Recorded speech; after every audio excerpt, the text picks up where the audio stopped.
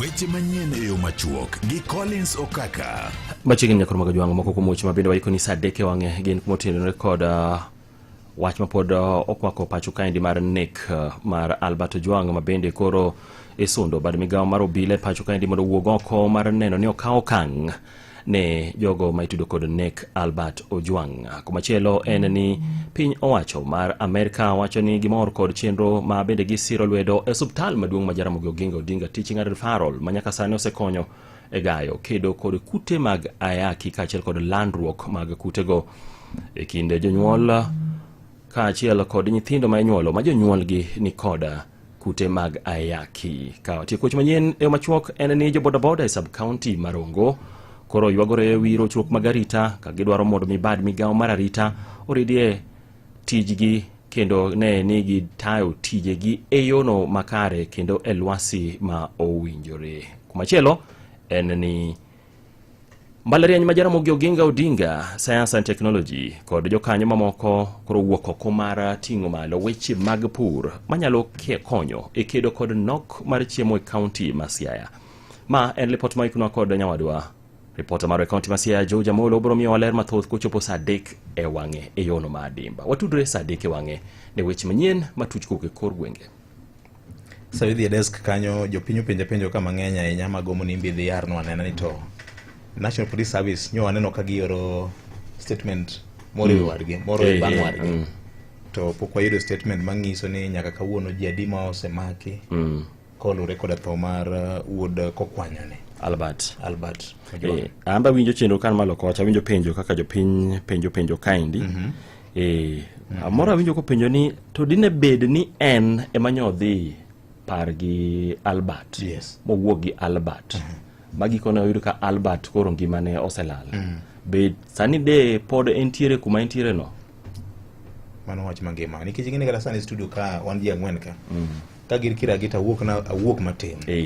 To ngene uno mbro duoko penjo ni maber mogik thuolo mogik none mogik gi Collins Okaka gi Sheila gi Recho koro wan nyaka to koro waero kata kwaero nyaka duok penjo to gima lita yenya ng'ato be penja kani to ling mar jatend piny tiende nang'o okadon duoko bende do penjo mane to ling mar jatend migawo to tiende nang'o. Aneno ka ane group moro ka mabende wan gi editors mamoko ka aneno ka office mar jatend migawo Murkomen nyocho onge kata kamano en pacho sani nitiere function moro modhi preside over kawuono Nairobi ka Safari Park Hotel. I hope ni joge mochuni weche mag communications nyaka ng'ise. Ministry of Interior and National Administration CS Honorable Kipchumba Murkomen will be the chief guest at the official opening of the 16th Technical Advisory Committee TAC meeting of the Regional Center on Small Arms and Light Weapons, REXA. Date 11th. Time, Sanyo Chakore Safari Park Hotel. You are kindly invited to provide media coverage for this event. Please carry your ID and a media house badge and a Media Council of Kenya accreditation card for clearance. Koro, angina nito ngama di assignment no mondo wangiana ni ngama wamie penjo openjo waziri kamano nikech wambe jopiny penjo wapenjo wane olalo ma wanyalo ma jopiny tiyo kodwa mar chopo jotelo donge kamano wach mangemo karo mano Collins Okaka nyakore mga jwang' pod choko mang'eny ka achiel kod mamoko bende saa 3 mar okinyi weche manyien ma tuche kod gwenge kete mana ka nyinga en VOJ ma en Ramogi Kogwen. Mago ne weche manyien e yo machuok gi Collins Okaka. Ng'ano ma en mzito to en ng'ano ma ochopo bei mar uzito. Ane mzito, ane matelo ne komiti mar G50. Donga chopo bei. Gi G50 mano ichopo bei mak uzito. Ai, ane mzito ne amondo puodho kayo cham kendo apong'o gunde 50 gi cham. Donge kata indi neno ka chopo bei. Gunde 50 mano itemo mak uzito. Refa, chungare tugo no matin. Ane mzito, ane man kod gonde mang'eny e lig. Aseloyo gonde 50. Gonde 50 isechopo bei mak uzito. Nyiew Coke, Sprite, Fanta, Stony kata Crest, Mzito. Yani nus lita enengo ma 50 bob kende. Mak Mzito kawuono enengo magonyre ka ofani poko rumo. Mondo di ng'uono mower kod Rosemary kaka skiza tunu mari di *812*784#.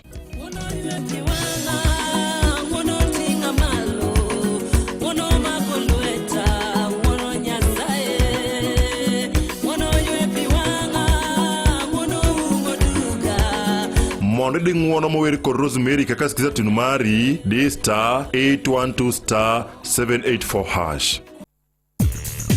Kidani Mabati loso mabati mag tado madaka ming'a kendo manengo gi ogonyore mitiyogo e gedo moramora. Ne mathoth kaka inyalo timo oda mari, gochie namba mar 0709 11 8300. Boresha mjengo wako na Kidani Mabati. Ne lendo makuyo, lendo magohala, kachiel kod lendo moyedhi, ka intie boma ma Oyugis, chop Telacok Merchants Limited mantiere wang'apaya maduong' mar Oyugis, Kisumu, momanyore gi Oyugis Market. Ka intiere Homa Bay, chop Legacy Plaza, ground floor machiegni gi Salama Road. To ka intiere gwenge mag Awendo, chop Ramogi Hair Salon mantiere wang'apaya ma Posta. Kata ywa tole namba mar 0701 26 92 kata 0727 4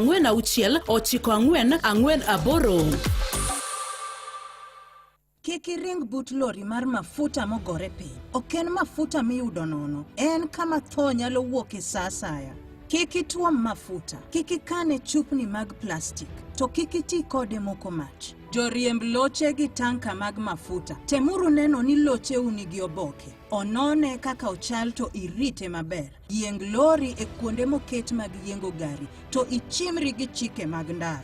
Petrol mako mach mapiyo. Mule kitang. Puonj jomoko. Chiw report kuom chwer kata pukruok mag mafuta. Ka safe mtaani. Watiek masira minyalo geng kapok gitimore. Oteni okel gi duol mar rito teko gi mafuta e piny, EPRA. Matije en ng'eyo ni ji tiyo gi teko mag stima, gas gi petrol e yo mowinjore to ochanore. Kendo konyo yore dongruok gi ritruok. Go simo e namba ni 070 933 6000 ka in gi penjo kata idwaro chiwo report. Machiegni e Ramogi Baraza. Ramogi Baraza. Kuom twak mageri e yor siasa, ngima, pur, alwora kod weche mapiny orugo. Ramogi Baraza kama bende wagoye mbaka. Watu wake weche mopogore opogore nyako Ramogi Ajwang', wagwelo ji mopogore opogore go mbaka mondo wang'e naka konya lodhiro Kenya ne mbele. Kaka nasingisi wendo na mokwongo Endecho Omolo Nyabondo. No. Nyararieda. Nyararieda. Machisa kwa bondo. Madwaro kom mabondo. Erokamano. Yes. Erokamano. Erokamano ahinya. Kachiel kod Sheila Olang Nyarowego gogne. Nyarabul gogne. Erokamano. Manyakarungu. Manyanyatike. Manyamigori County. Hey, jowa. Iluongo ni Women Power. Maber. Wan maber. Okay. Wagwero. Wawero kamano kuom gwelo wa mondo wauo gi jopiny. Erokamano ahinya. Wach mandalo recho. Idolala ahinya. Koso iloso ground. Al ground waloso to kendo kalala ahinya en maredie malale lakini kuonde mamoko to bayo yuda. Omiyo pod wan gi jopiny kanyakla. Erokamano ahinya. Sheila intang'eno kilal na ahinya. Ano kalal. Anantie. Ami thuolo mar moso jorarieda. Okinyi makawuono. Aito ibiro moso jo Karungu gi jo Migori. Mudong te. Erokamano Victor. Okinyi makawuono amoso jowinjo waduto no yaure uru, ruoth opake, kendo amor mar biro kae mondo wawache achiel ariyo kalure gi kaka piny osebet kinde mokalo ni, kendo amor ni kawuono jorarieda jochianda mheshimiwa Omolo Komi Wuora gi jobondo duto mayuoche na gi nyithinda gi nyieke na duto bowinjo ka Nyarawila twak kodgi odiochieng' ma kawuono nikech asebudho matin kapok abiro koni. Erokamano maduong'. Sheila. Oyawre uru nyikwa Ramogi. amosu kabisa kuonde mopogore opogore ma untie. To maduong' achako gi youth wa ma Migori County, kuonde mopogore opogore ma gibede, gweng'wa Nyatike kucho, anyake Kanyimach, wan gi pastor Mumbogene Kanyimach SDA kocha bageni giwinjowa, wan gi Antina Kansela Margaret Olang bageni koro bet winja Mombasa kocha, gi ji mopogore opogore. Rwako kabisa mondo wakuoth piny matin. To Victor, we awacha achiel kende seche momoso ji ni kendo bende uyiena mondo akel kuyo mara ne jowa ma jo Ugis, jo Kasipul, kumano awite wuodwa miluongo ni Ajwang. En gima omako wa gi kuyo kaka joluo, ok en gima ber ahinya. Omiyo kata ka wan kae to bondo jopiny be mondo ng'e ni kuyo no mako ji duto. Kata wan joloka majora rieda kamano wawuok Siaya County to lit mar Joma Bay en lit momakowa kako ganda. Wachwangi mobile sama bende piny nigi kuyo, ji nigi penje mang'eny malo duoko to thin ipimo ka yath. Pok oyudo duoko moro mongire mopogore mana gi gima ne ogol kod jabero ma sirikal manyo timo postmortem. Mano miyo wang'eyo kama koro wachni wanyalo yienge. Chopo nade nyaka karang'o mabro wito jowa e lwet polis ma wang'eyo ni kanye kar resruok oring kanye maketo Kenya kama chalo nade Recho? Adiera makende ok en gima ber, to ok en gima kisungu wacho ni isolated case. Waseneno kata koko budha inya kata jatelo moyier gi jopiny ong'ondo were be nyocho negi. Circumstances momiyo nege ok wang'eyo, to kata seche mani nege police officer bende nie bathe mane rite. Omiyo katiba mar Kenya achiel mokwongo wacho ni obila duto omi teko mar mondo girit ngima jopiny. Mane tijgi maduong' ahinya. To sirikal ka sirikal bende kisomo katiba achiel ni wacho ni gima sirikal onego time moloyo gimoro amora en rito jopiny. Matine ni rito ngima jopiny seche mirito jopiny. Omiyo gima timre sani Kenya kae ok en wach maber ahinya nikech waseneno ka rowere sana imako, inego, to kwane kata ki investigations mitimo chopo kare okang' moro miwacho ni koro kata jenzis manonegi koro wadhi chako higa achiel dhi rumo nyaka nyocha nyithindwa thola higa mokalo. Mondo wach ni nyithindo gi nyaka nyocha negi, waseyudo achiel ariyo jomano maka ng'ane manotimo gima kamae. To wang'eyo mar adiera ni sirikal nigi uwezo mar nono gimoro amora ma ging'e gi tiende niya nyarawila ni tema notimo gima kama kata ng'ane manotimo gima kama. To kwaduoge wach mar kijandwa motho Ajwang, en wach malit ahinya ni ofisa ochiwo orders mondo nyathi odhi ome dalagi mokel Nairobi kae asinego within 24 hours or so matho kendo koro ikne ma ji chako timo nade, ji chako pango to onge ng'ama take responsibility. Nikech ang'o wang'eyo ni mondo ji ne wuog Nairobi kaka dhi ome dalagi Kasipul nitie ng'ama nochiwo order mondo gole Kasipul matere Oyugis e police station mane otime the first recording. Ne nitie joma notere, joma ni kanyo nyalo nyiso Kabondo Yes. Nyalo nyiso wania ng'ane gi ng'ane ofisa miluongo ni ng'ane gi ng'ane emano kelo Jwang kama nwa beteni. To koro kane gisekele lakini joma no kawe mo kete Subaru to ne gin officers miluongo ni achiel ariyo adek. Nikech mano e tij sirikal to mano e tij officers obila moyier. Omiyo en wach mabende miyo Kenya kineno internationally koro miyo wa jomoko ng'iyowa kaka piny ma onge gi good security. Omiyo buogo jomoko kendo. Koro kik wanena light ni nyathi moro no neg Kenya. But joloka neno wanadi be nyathina nyalo bet gi security o safety e Kenya piny miluongo ni Kenya ni. Omiyo ken gima sirikal ok oneno to wadhi mbele kwa ketho mana gima wasegero nyaka nene ni ok wane nyayo era mane ng'ati lal gode bungu koru to dhi to thoti nyisi ni ng'ano no dhi kanyo dhi Amerika or ng'ama kamano lal godo kipenyo to ng'ano no negi. Omiyo machan wase ae ok en gima dwar ni wadoge ni kendo wadoge nyayo era ma ng'ata ko wuoyo kanigi gima kisungu wacho ni dissent opinion, a different opinion gi mar government. Kata kiluongo ni kashifu gima sirikal timo to koro in jasik sirikal. Awe ni kate piny mwadake ni ng'amo heri en ng'ama nyisi adiera ni nyarawila gimi timo cha ok en gima ber. mane ng'amo heri to kwa bet ni wan gi sirikal kata ofisas dwaro ni seche ma oluong ni gitimo marach to ginego ng'ato to ko wach ni gitimo maber to bengi kata trophy mage miyo ng'ato to koro kara gidwa ni piny ochim kanye. Erokamano. Shera wan kama teka inya wijo kanyo karecho mulo tuok wach laona higa chien nyaka ne wait Gen Z mamoko nyaka kawuono pok wan ng'eyo joma osemaki mana bura mar Rex cha mapa nitie court kende kagir kiragi ero wood ka bondo chako nendo kendo elite police vio jegi man adwa chako wacho ni ya ingeni chopo kama koro yul kaka dhano wan kaka rowerni wan kaka jo Kenya chopo sama koro waul to be okwa biye nikech Kenya ni kuma watewae unge kama waringo wachak wadhiye to ok gibibedo kani koro ginego wate adwa chako giga mokadho kata kapok wachopo ka nikech kizungu wacho ni gimoro ni precedence very important mondo wangi iga mokadho kane wadhi eng'anyo ntiero werni mang'eny machal Rex gene giji mang'eny kabisa manonegi to kano negi jogi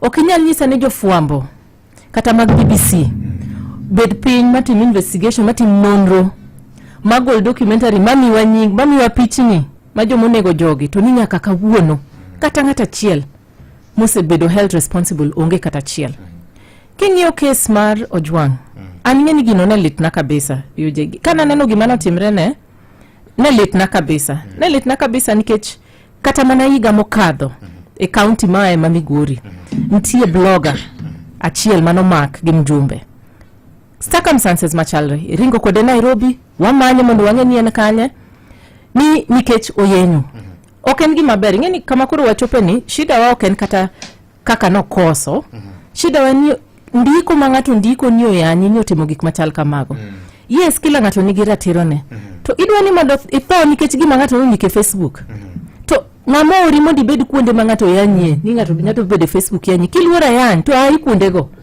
wan kaka joma kaka weche mag siasa inyanya miul boko bada to kaneno ni donjo na tontie chik makao adhi ka police ta aulo ni maigi motimore tima kitu wadhi e court kata nyaka sama wuene king'io weche mag chik ntie joma wacho ni mai za civil matter mai oken criminal matter unyiso ni en gima kata kidhi kifuto okni dhi tima ko ng'ato pesa maonge Kenya kae sani ginyiso wani samoro nyithindo wabochulo negi pesa mar timo penj skunde waneno ka capitation onge to pesa wakanye minyalo wuok go Nairobi midhi go nyaka Homa Bay kata midhi go nyaka Makala Kanyarona Migori ni oro DCI gi mtoka mondo mak ng'ato nikelo Nairobi ka to kota dini kadho kia Homa Bay ni chop Nairobi idwa nyisa ni no ginyal kete kot moro Homa Bay kata Kisumu kata Kisii kata kuonde mopogore police station mora mantie machiegni kanyo nikech waneno ni the fact ni gigole Homa Bay ng'amano bet pingi familia ne ka chiemo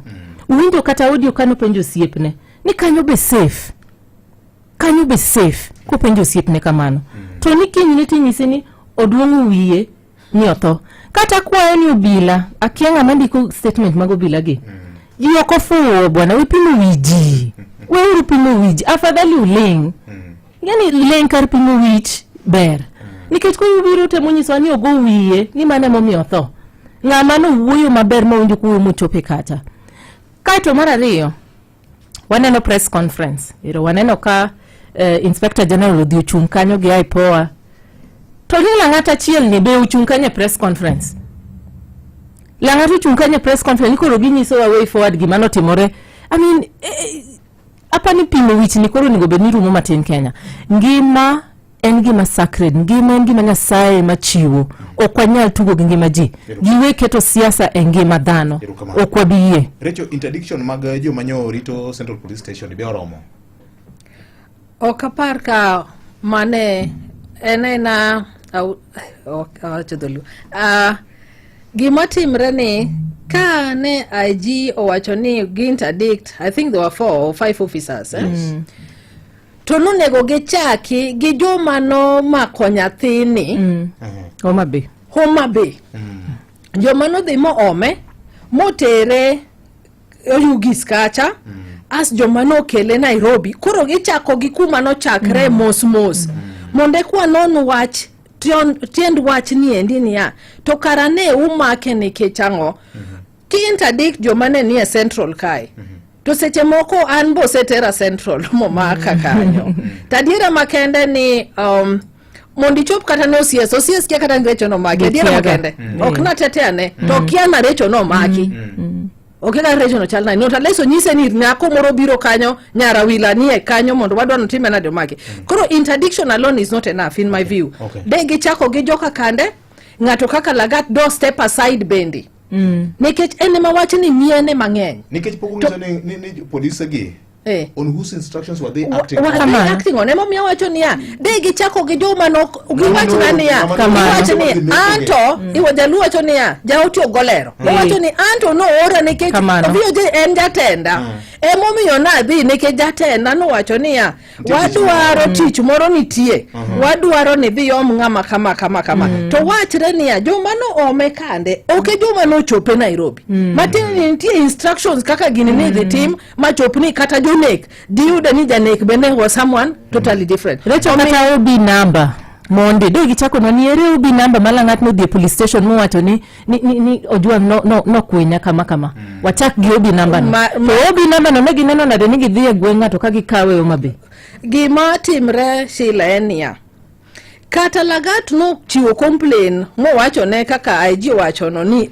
my complain mar Lagat gi wan Kenya kendo gi nyalo bedo kata backdated to suit the moment mano be nyaka wangi to gima is important enia ng'ama no chiwo chik ni nyathini mondo ang'o bede ng'ama ne dwaro ni nyathini mondo negi nikech ene mochiwo instruction to kang'o bed ng'ama tin en ng'ama duong' ang'o miyo wacho ni en ng'ama nigi senior ranking nikech ene mochiwo orders ni kaw gari idhi ng'ane gino ok nyal tim gi officers of any level mawach ni koro in adwa ni dhi uyoma katwenga nyarawila odok dalagi mondo idhi gole sani en gi min gi kendo gi track maber NIS nyalo miyo gi information kata Safaricom nyalo miyo gi information kuma nyarawila nitie seche makama to ng'ato maduong' e ranking ema nyaka ne chiwo authority ni in wuog kanyo de kama udhi uom na ng'ane omiyo nyaka gichaka gi kuma ne wacho chakre ng'ama no omecha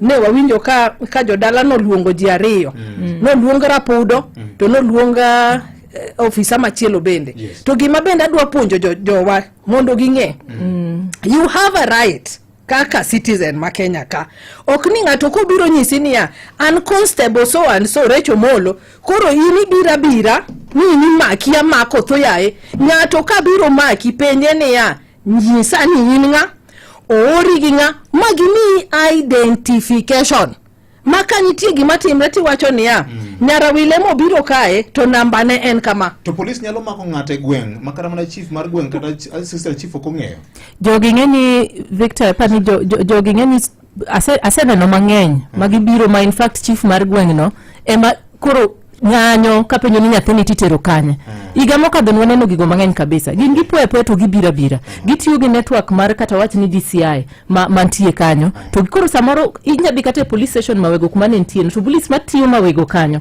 wacho ni wambe omonjwa gokinyi to nyiswa ni kama nikech ntie ng'ama ni malo kabisa mano golo chik mondo makra werani kama na yenyo ling mar president e wachni ingeni samoro ingeni National Police Service ntie gimono ni autonomy mar operations gi financial autonomy ma serikal ni kano donjo no wacho ni NPS an autonomous entity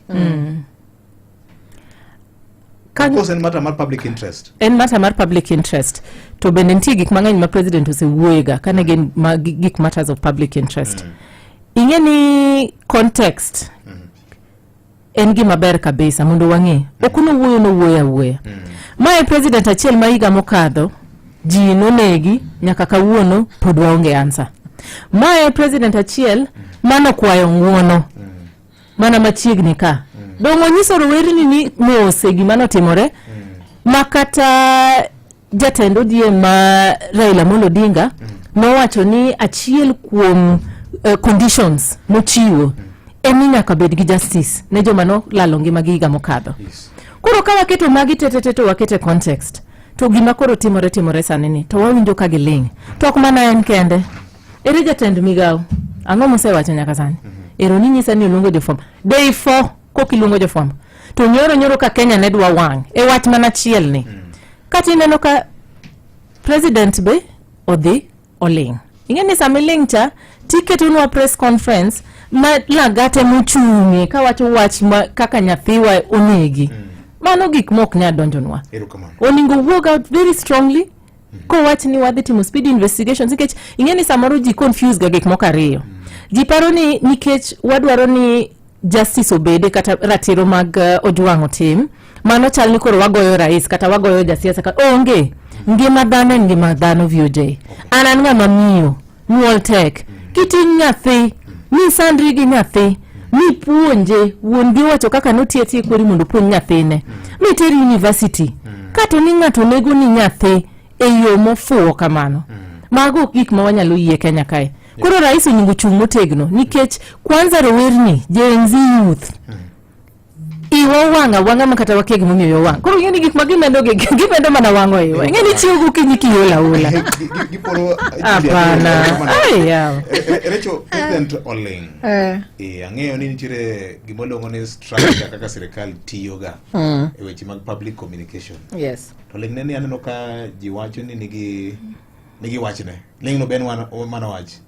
Ling be mana wach to wuoyo be mana wach nekech de rais wuoyo to kendo dwa wacho niya ibo winjo kai wacho ni apani nwa wacho kendo en rais achiel gima rais notime maber niya he gave them the independency mane jopiny dwaro ni judiciary migi independency, police migi independency margi, mo migi nyaka budget margi magiran mana ka kise wacho maber to gima jopiny onego ng'e seche moko kiwuoya I've not seen any even condolence message mar rais koro kikawach ni nitie poka neno an to ka nitie to okadho wanga to en gima de berie ka rais ne ka shifu koso owuoyo against the police brutality, extrajudicial killing nekech in gima mieno sirikande mang'eny ineno ok miye nying maber to bende e wach mar ni chiwo independence ni jopinye mane dwaro ni weuru interfere gi gik moko to chik bende dwaro ni seche ma investigation is ongoing bende kendo kikwa wuoye gino ineno koro bedhiero wangi ni bende jopiny do ko wuoyo ahinya bende koro ginyo chopo kata kimo mochope ni adiera koro ere kaka we strike a balance kaka community ni wadwaro ni rais ka gima kama timre come out strongly me condemn mondi chiu kata orders ni ang'o momiyo lagat pod ni office watch kana dwaro duoko mapiyo within 4 days na morgi senate Victor ni neno senate senate no wuoyo maber kende amor kendo gi jotendwa maluo Nyanza bende they came out very strongly condemning the act matine ni ginyo ken gimoro monego wakaw lightly niya nyathi moro kaka nyako mar Okikuyu cha ne nyoti mang'o nyocho maki njeri nyocho maki matiso boge kanyo aso ogole oko nikech koko mar jopiny emomiyo seche moko njeri stoche opogre gi mar Ojwang' to okwanyal bet ni wan piny ma ni jopinye mago koko ni mako nyarawila rangi e ka ngobuogi muwengi manyarawila to ka poni de wang'e na Ojwang' maki kamae ma dine beni jodhi kaka njeri okapar ko Ojwang' dino tho omiyo rais en gima wakwaye niya nikech at the end of the day nti right amowacho ni everything rises and falls at leadership matine ni kaki dwaro ni leadership ni odhi mbele ka nitie ber mabobet will attribute to you ka kethruok moro nitiere ok bi wacho ni Ramogi kae ni VOJ yemo miyo Ramogi femo aibo wacho ni Macharia makara chal ni ok ne rit jotije maber omiyo ka nitie gima ok dhi maber kata kambi ka to wuon kambi mawuok oko strongly to wacho ni gima notimre cha to ok notimre motimre nade maber omiyo rais bende nigi jukumu kendo en gi responsibility ne jopiny manokete telo mondo nyis jopiny nang'o gik matimre to ok beyo but there are some of these things are out of his hands nikech en an individual okang'e niya ni ofisa mane maneko kama kata ng'ano makwelo kama ineno but kotimre to nego be no wuok oko kendo condemn nikech this week alone we have seen quite a number security briefings oyudo first hand very true security council. Yes. Yes. Matini kosa yudo information here. Nitie nya cause not unless no come mano. And you get advice on security matters. Yes, Juma nitie. Yes. To ingeni sani Victor afadhali omonji gi jakuo kar mondo omonji gi police. Nikech kama koro wachimo ni afadhali kata janjore moro inya wuoyo go ime pesa iwuoge dek medhi to police. To bende gima temo wacho ni ya ko gi address gi maber. Ingeni ji bedo ga jopiny chopo ga sama koro nasenyisika ni waol. Boyudo ni police ko biro ni temo mako ng'ate gweng' ng'ato. To kata mob justice ibo lawgi makoro anto ibo lawgi ansane anyanyiso jodala wania police ko biro iri no ko biro werden bigi man chief gi bigo monde kikibebe ni gichope dala ng'ato nigi okwabiye no kauro werni mora e dala ng'at mora udi man chief udi man osie uman ng'amang'eyo nke chief magweng' wang'eyo kibiro na gi chief dala na tanyalo ya to kibiro ni nyinga kia ni ng'amoa kanya koro kwabiye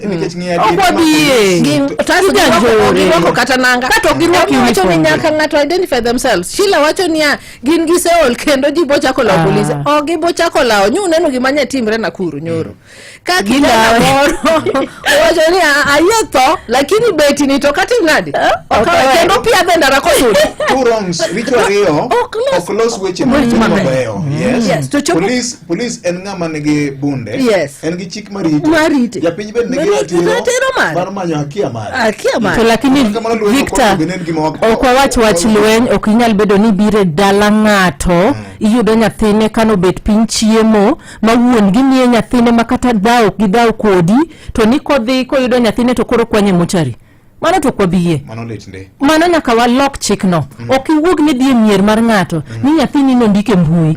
Kata ansani an gi nyithinda sani kibiro nyisa ni nyara umacha nyisa ni uma no ndiko gimore e Facebook takawo nyathina mami irukamano apana tini wach moro maneno ka Musalia Mudavadi ondiko e oboke moro pacho ka mano Prime CS mawacho ni joma tindo bende nyaka ng'ien na gik magindiko yore mag tudruok manyien manyasani. Is it time mondo joma tindo bende be responsible gik magindiko? Very true VJ.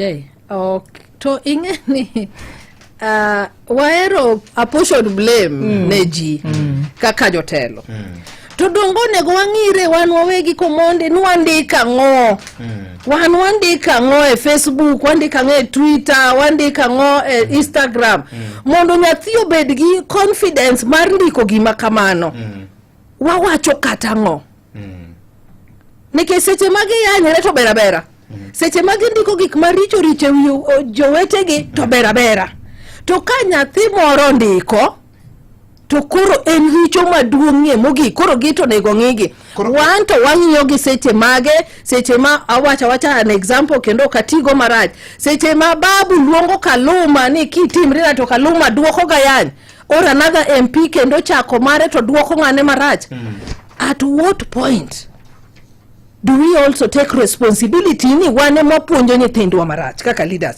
Ok niya seche magi ndiko to koro wadhaonegi to wan to kuandiko kendo wayanyre kendo nyithindo kaka jotelo yanyre to giyanyre pile gima jowa matindo gi koro luwo koro jowa matindo be wacho niya kara respect had been eroded wane man will hold this thing for them kamano gi respect one another. To nyathi to bori kate odi midake ko ki respect jaodi uyanyru otieno gotieno e wang' nyithindo seche mibiro ni VJ to iwinjo ka nyathi moro kata ken gi to wacho niya mama jakong'o chochopo nikech mane kakiluongo bende chako nyar ng'ati wacho ni jachodi koro kibiro tiwinjo ka nyathi baba ochot ni chach biro nikech mane kakuluongru wawe wuondre ni Mudavadi koro nyithindo wuoyo marach ahinya okwongo los ode ng'ayo wacho niya kikiba kidie glass house to ibi dake achiel okwongo lose leaders mondo leaders wabende owuoye ka jotelo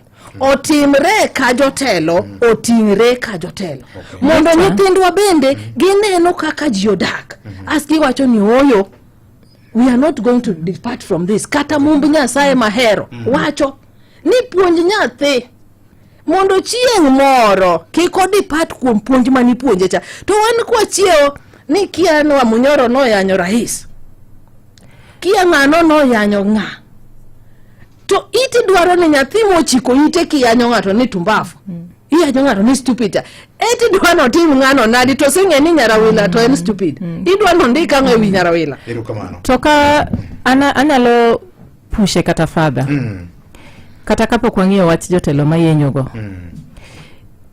giwek miyowa content ma wanyalo tiyogo giwek miyowa content nikech ng'ama bobet piny ni gik ma giwacho no iyanyo gi ni defamation gi giya kumoro ng'eni ok anya cheche sani abuka ni VOJ nonego ng'ato kumoro information tagolo kanya gimbe gidwa miyo joma tindo content mang'eny koso dibe ni joma tindo gi timbegi of course winyacho ni nitie jomitiyogo moko tok ti kodgi kech beng'eny e pinyni lakini giwek miyo ji content they have to lead by example nyaka gibedi wananti wacha diri recho nitie wajumbe mako yaw kendo giyanyorega ok ni kata giyanyo jopiny moko be niga chaya yanyoga nyaka jopiny ng'ato nyisi ni meru kiano timang'o to omako microphone en mjumbe ng'ato dhi iwinjo ko odich oyanyo mjumbe wadgi yani emana yani mato nyithindo gitimo gima gineno gitim gik minyisogi ni kik gitim kata kik gitim rais wuon president Ruto no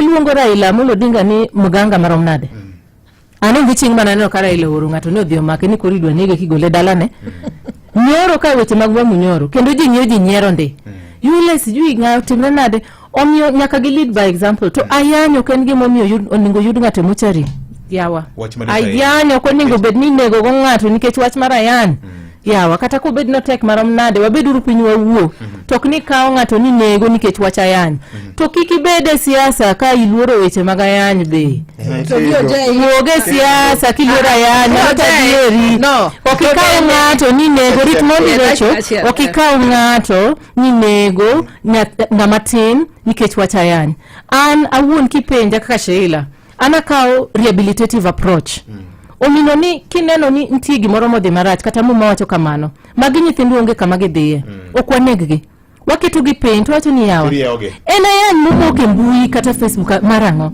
ing'ayudo ni rowernigi samoro onge kata tich magitim mae kaka ginyalo chiemo iwacho ni kayanyo ng'ani to bomiya pesa kata kachaka yanyo inyisi ni biayanyi ni ng'ato mondo ayud pesa moro matin samoro kikawo jogi ni engage gi tich maber ma ginyalo timo kata gibed ni gindiko maber samoro ginyalo bedo investigative journalist motegno kabisa nikech gima ginge ka ginyalo yudo gik machal kamano ni do medo wach moro ka odhi wach chielo ado mana medo ni rowere wa bende mondo wakwagi mana mondo gihore nyocha waneno kata mana gima nyotimre ne jo neighbor wa ma Tanzania ka rowero wuok kendo ne gisalimia kaka ne ginyalo to wakwayo gima nania seche moko bende ineno mana okochuno ni nyaka jodala ubed no dhier king'e chandruok seche moko ineno kata kaka neighbor ni odak ti wacho ni oyo we atia matek mondo chieng' moro kikadag kama gima temo wacho ni okonyiso ni nyaka koro giyeny nikech yenyo ka ging'e na yany rach omiyo ng'ane osetho ng'ane owito ngimane ng'ama kama otimne gima kama turonge asara omiyo gihore ahoya gima ng'eni chandowa maduong' ahinya en availability of time na nyithindwa gi nikech gionge gi gimo diyogi omiyo sirikal bende nyaka neni how do we engage yudhe gi eki constructively mondo giwe bed gi too much time magitimogo gik magitimogo erokamano ahinya wach machielo mabende piny orugodo kawuono en gikone koro wan gi IEBC manyien a good thing en morna nekech mokwongo nitiere joma osebet ni they've not been represented chakre almost December 2022 mane the first MP otho aparo manogwega piko cha kuro jogo ginto who represents them omiyo gima rais otimo kata gi jobunge wa gin gima wapuoyo mondo koro wawuoge kwagma mane wan gonia jomoko are not represented gik moko ok nyal dhi mbele e chenro mar election nikech waonge gi substantive what IBC in place koro gima wakwayo jomoyier mane Nyasaye omiyo thuolo ni mondo ta migawo ni endi ni mondo gibede joratiro kik wabeda joma ni koseketi nikech all along Kenyans osebedo ka ywak ni gionge gi faith gi IBC koro wang' ni Nyasaye omiyo wakendo team machielo koro team momiwani en mana kwayo niya bende degi team ne jopiny according to the constitution gi mandate momigi ok ni gin joma chiko itgi niya Nyarawila ni nyalo timo kama koro watim kama koso bende wadhi neno the same story mwaseneno in the previous elections ni ya IBC ochung' kodi kure. To bende IBC ni be wanyalo miyogi kaka jotelo bende wayiene sirikal bende omigi the independence that they need mondo giti tijgi maonge interference. Mano bende achiel kuma gima nyaka wakwara sirikal. Ni jogi bende koro semi giti wawegi mondo giti. Kikwadonje kaka gitiyo gi gik magitimo. Nyocha neno ka jomoko nigi penjo ni to ni chal ka gima jogi utudre gi jomoko manie telo sani. Vio mano nyalo ketho credibility mar jogo kapok gibiro Sheila. VJ, adiera makende ni ya Kenya katu watudre kendo une mani uwea kinyiso wani uya cousins. Kenya katu watudre mani adiera makende. Makata Nyarawila ichop kamoro tiwacho ni madong nyaro moshini Omolo Kowicha. Omolo Kowina no siye Raila Amolo Odinga. Or VJ cha wongi nea ko wak sakwa. Emomiyo yudo tich Ramogi. Tudruok to nyaka ngwa tudra nikech wanjo Kenya. To kose mi tich mane gima natemo wacho pile. Ni kose mi tich kiki dhi kacha niya no yera ka gi rais. No yera ka gi Raila Amolo Odinga. No yera ka gi Nyarawila. In mani wacho ni nyalo timo tijno. Can you deliver on your mandate? Kikwaneni ya ngamo bet kachacha en nyar nga, en chinga, en owadgi nga, en nyathinga. Ka Nyasaye osemi opportunity ni serve. Can you serve? Mondo kikwa bed ni ya wan bend imi opportunity ni wati to koro wan gi godfathers leftists and center. Nekech ka ne ginji ochiko ginji auchiel. You can imagine ya ngato ka ngato nigi ngamo kele to kara gidhi winjo nga. Omiyo en kwayo marwa on behalf of Kenyans ni joma Nyasaye omi opportunity ni otami gao mar IBC mar elections mar Kenya kae giti and they be people beyond reproach. Erokamano. Mano gima dwa kwa gikende kikoro gichikiti ng'amano keli no keti kanyo moditi koro dhiti. Erokamano. En sario kidaka 44 nyakwara moga jwang' rikni mago hala kokelo kanyo kod Safaricom Business Credit banki ne mano kende wayudo ote makama kabro miyo Sheila thuolo mondo wachnwa en be oparo nade wach mar IBC manyien ne. Koso stock kikmoni uso. Ka in gi M-Pesa Business Credit, inyalo timo order ne mwandu kanyo tibiro timo chudo bange. Di star *334# yer kama ondik ni loans and savings kaito business credit.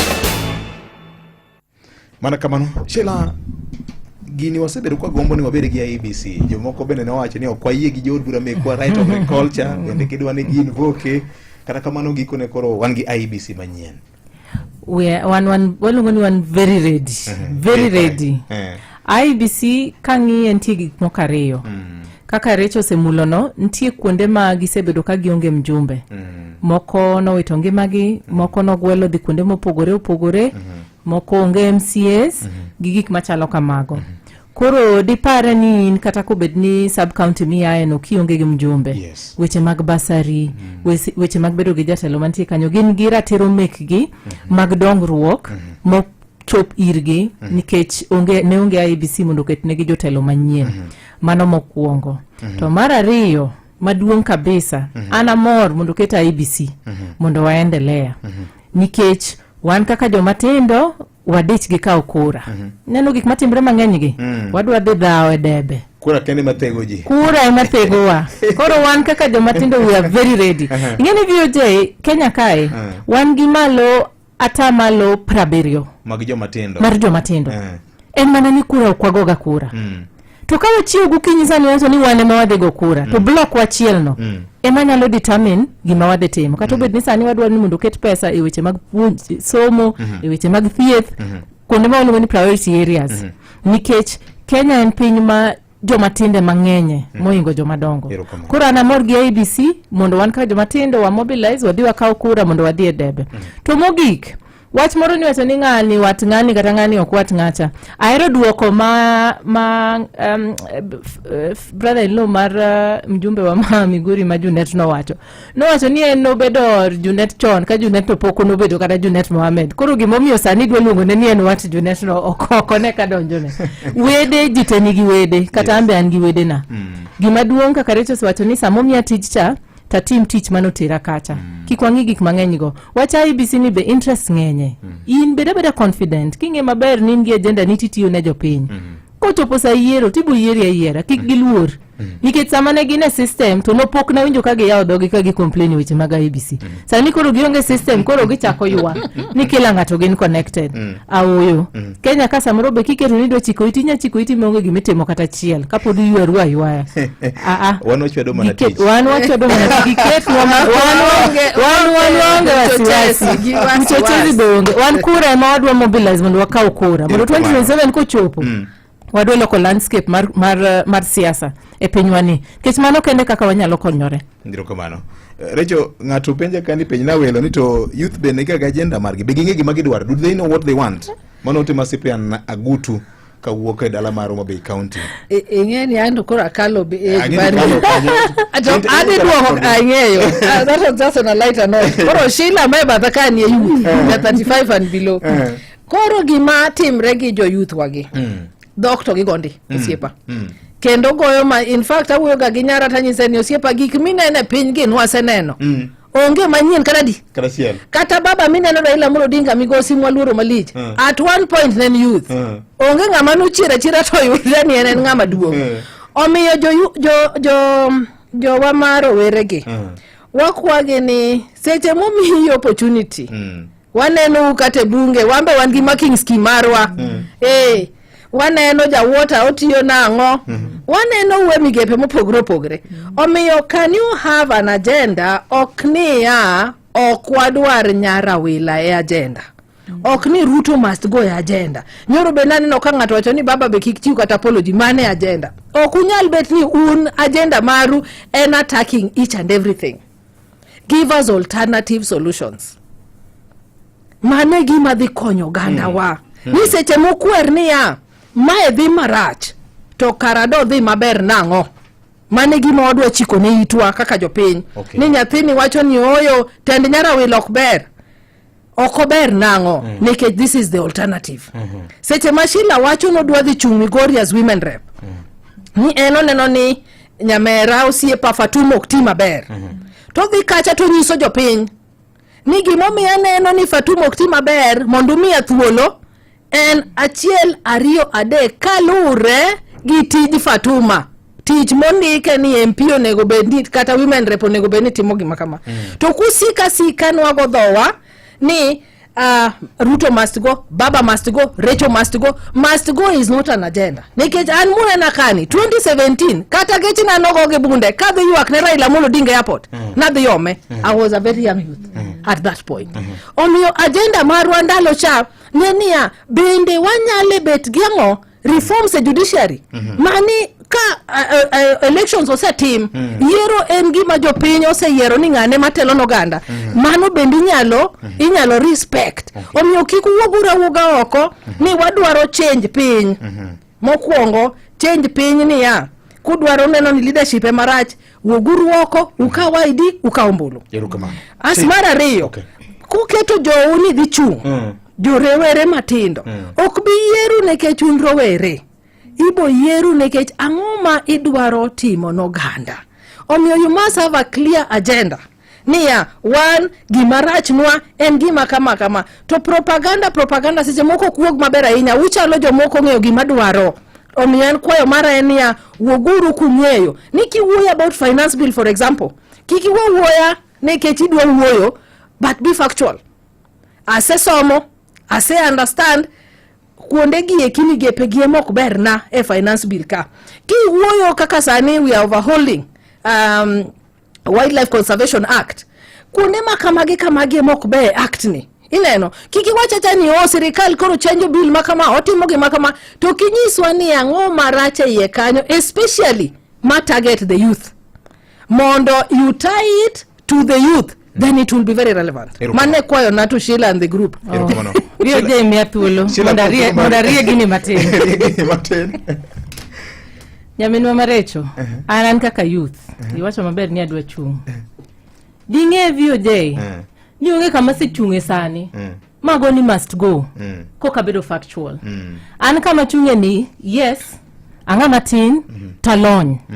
Ngini samoro intiga stigma moro mako youth ni youth tegin jok ma naive wan youth gi be wan joma mine ntie ngato ma sani odak e ode to pod youth pok ochopo higni 35. Yes. Otayo dalane, otayo kanisa, en japuonj, odhi pur, otimo gik machal kamago.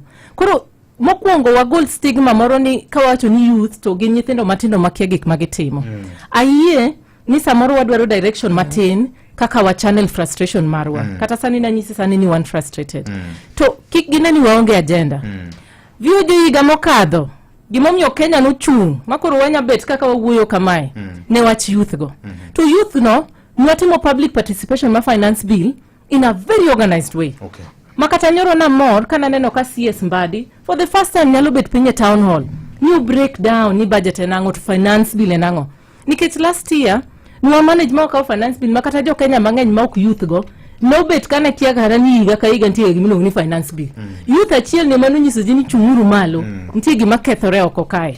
Tumagi kao magi keto in fact brochure information ne kao miketo mana kate page achiel. Wan gi talent mang'eny kabisa. To talent wani samoro waneno ka ingi waga pinya podutino nge gimung'eyo gik machal kamago. Recha nan ga agenda. Kenda timo research. Migori maeno ang'e maber ni population enango. Mang'e maber ni mandate mar ng'ama chal kama enango. To perform marom nade. Kwa dieda ni must go. Samoro bedo ni ng'ato en ng'ama duong' moingo wano. Onyalo bedo no timo tich marach kabisa. Ni Traore Burkina Faso. Traore Romnade. To finally onga matin. To Traore finally keto mwandu. Mago gima wasomo ok ma wan go achiel kachiel kwa interact kod. Yes. Musa di Burkina Faso mokoro wachi. Wachini pokede ya masana se di Burkina Faso. Mane kwayo na. Mane kwayo na if you go to policies ma ase di Burkina Faso. To policies man dio mang'eny kabisa no luor mondo kiketi. Kiko wach ni onge agenda. Anyalo bet piny kama mi agenda. Budget ma wan ni no sanini. Wadonje studio kanya minwa mareto. Dono kana tingo budget. Ale youth no na tingo budget. Mana somo nyoro gutieno the whole night. Kapo wabiro go kai. Kangyo budget ni affect wanango. Wan gi priorities areas kaka joma youth. Wan gi weche mag education. Wan gi weche mag health. Wan gi weche mag social protection. To mogik wadwaro gimilongo ni sustainable economic empowerment. Sustainable economic empowerment. Kiki bini ni chiemo ni monda cham. Wadwa ni puonja ni adhi apur nade. Mane ma sustainable nikech wan pod wane piny wadhi budoka. To gimoro ni biro itiyo kodwa sama wan emomiyo sani wacho ni wabedo ka wadhi ka koro wabedo mariek matin. Emomiyo en adieri, Recho wacho adieri, ok wadhi gama wagombulu. Temanyisi ni we are very ready. Wadwaro IBC. Nikech kata chon nokwa wuoye ga wach finance bill. To wawuoye. Wangni yamo loko. Kimoro nyalo change. Kikuna ni nikech noko timorega ok nyal timore kadhi mbele. Erokamano. Oyo. Jomadongo. Koro one very ready Recho. One very ready. I'm happy to hear that. Erokamano. Yeah. Sana no kadhi ngado wakajo. Jomadongo to olungore piyo piyo. Sa wana karaten. Wana chaka lungu kedo. Wamedi. Ntie chendo moro mabiro bathe kanya kwa Ramogi Jwang jowa.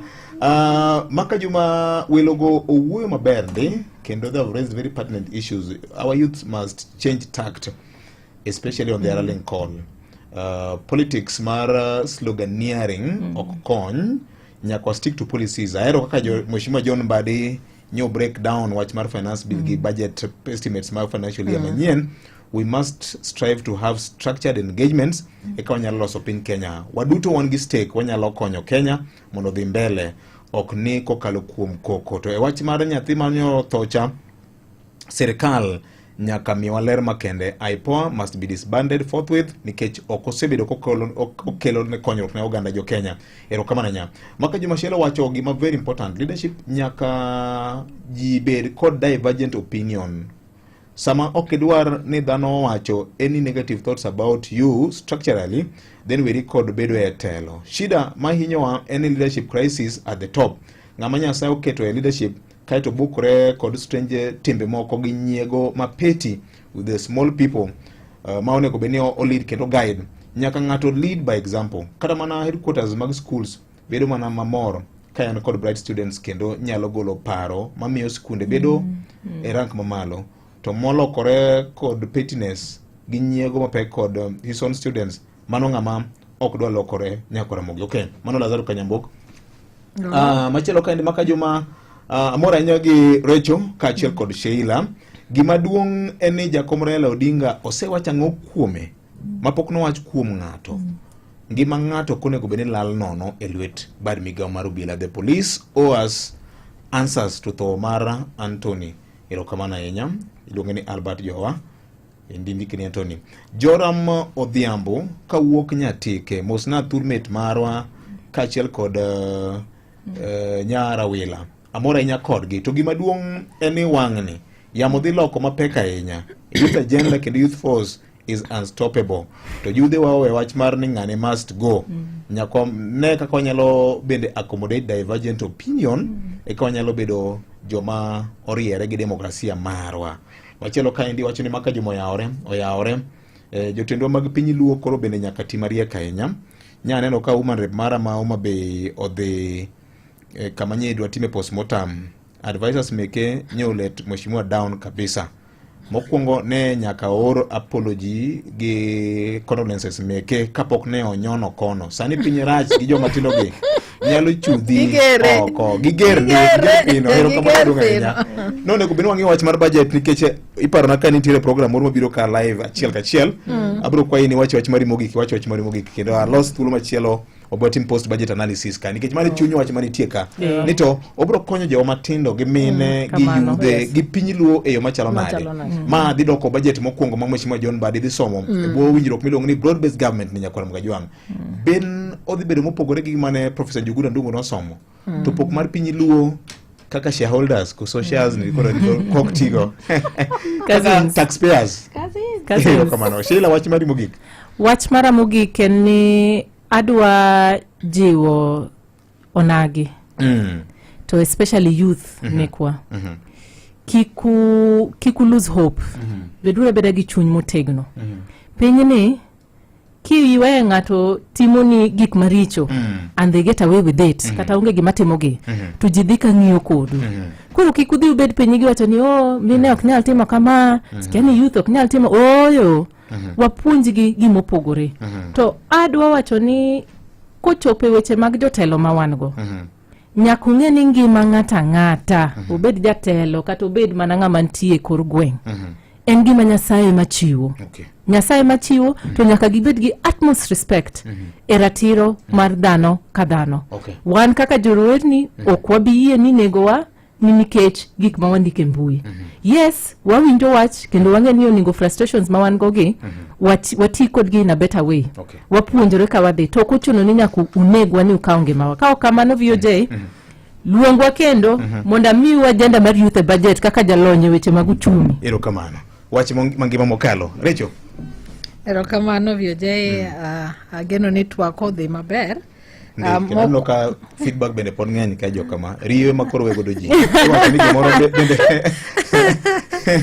gimoro ber gi giko mare erokamano mokwongo awe wach ni ne josiayawa akaw thuolo ni makende mondo ago erokamano ne gavana marwa gi jotendwa mopogre manyocho olosonwa chenro mar the State House gima ber ni nyaka wawachi kendo en kwayo mara to the governor ni mondo koro follow up mobet mang'eny ahinya mondo waneni ndara ma Bondo madhi Nango to chopo Liunda ndara nolosi kalure gi chenro kaka nyocha wawuoye State House bridge madhogoe chande olosi kaka lure gi kaka nyowa wuoye State House mondo jowa bendo nene ber e sirikal mwadonje mar broad base niendi ko kamano ten kwayo mara ni let us support our leaders e chenro ma Nyasaye omiyowa mar broad base government ni seche gi monyalo yude moko moluar piny mwacham kata manie mesa binyalo luongwa odiochieng' watimo nade wachiemo gi kinge to ko kamano jothurwa especially to our young people ni tolerance mondo kikwane ka jowa rowerewa mang'eny inego kata tho e yore moko onego bed ni githoe nikech seche moko ng'ato neno ni en iyo wangi kaka piny dhi moloyo wadgi piny tok ber to nitiere gik mitimo matindo manyalo miyo kwa makre waduto to wakelo ber ta hinya en mana ni wamakre uru kaka jonagi mondo seche ma baba oketo wa sirikal ni wanene ber wan be kaka josiaya kaka ne joma be yoneno wan gi nyiego kaka josiaya ni wan be wadwaro ber state wadwaro state lodge wadwaro stadium beno bed upgraded wadwaro housing wadwaro gik mang'eny to koro wasir mana gima wan go sani erokamano mondo wayud ber erokamano Collins kaka kod weche manyien lak sadek okinyi makauno sawa kalo dakika achiel tok sadek mar okinyi weche manyien motuche kod gwenge kete mana ka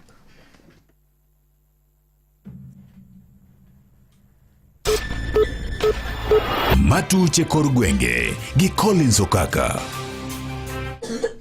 Oya orenya kod Mogajwanga kamora mara mintiere arwaki ni machiegni. Weche manyien gi lak sechegi wachao kod lendo ma nyochiu kod jatend piny Kenya William Ruto kalo boka moyiedhi mar sirikal.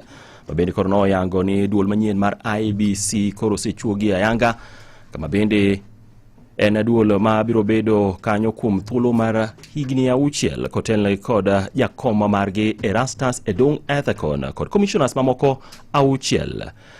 Nyigego mabende nyogo chape oboke moyiedhi mar sirikal mar tarik 10 dwe ni mar auchiel 2025 ne gin kumoting'o commissioners auchiel go ma gin Anne Njeri Nderitu ma bende gi thuolo masani pod en registrar mar duond buche mag siasa, Moses Alutalala Mukhwana, Mary Karen Sorobit, Hassan Nur Hassan, Francis Odhiambo Duol kod Fahima Arafat Abdalla.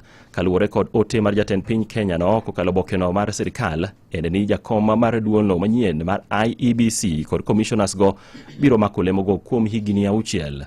Welo makamano biro bang' kanyocha od bura mamalo puodho nyigego bang' kane osepiedhgi kod kamati mochung'ne ratiro kod chike mar JLAC. Ma bende koro en lendo ma irito kod oganda jo Kenya ni mar jumbe ariyo mokalo ng'eto mar Justice Lawrence Mugambi ne ogolo chik mane chungo chenro mar chamo muma mar apis ne commissioners go. Mabura makamano bende ochani biro winji tarik 23 dweni malore kod bura mabende nomaki kod Boniface Mwangi kachiel kod Kelvin Omondi mabende nokoni e bura makamano ni chenro mar manyo commissioners go ne okota eyo makare. That pending the hearing and termination of this petition, a conservatory order is hereby issued forbidding and or preventing the gazettement, taking of oath, or assuming of office by the interested parties, namely Erastus Edung Ethekon, Anne Njeri Nderitu, Moses Alutalala Mukhwana, Mary Karen Sorobit, Hassan Nur Hassan, Francis Odhiambo Duol, Fahima Arafat Abdalla, or any other person or persons as the chairman or commissioners of the Independent Electoral and Boundaries Commission. For avoidance of doubt, the vetting and approval process in the National Assembly may proceed, but subject to this order. Komachelo eni apisa jamen buche pacho kaindi koro dwaro mondo karogolo chik ne bad migao marango tijo bila IPOA mondo miyo orure kod nonro ewi tho mar Albert Ojwang kendo chwalo report margi kuom thuolo mar ndalo 7. DPP Renson Igonga wacho ni oluwo bura ma kamano kendo kaluwore kod ng'ur mawuok kuom oganda jo Kenya en bura manyaka koro IPOA ne noruore go mapiyo mondo mi familia mar Albert Ojwang oyudo ratiro margi.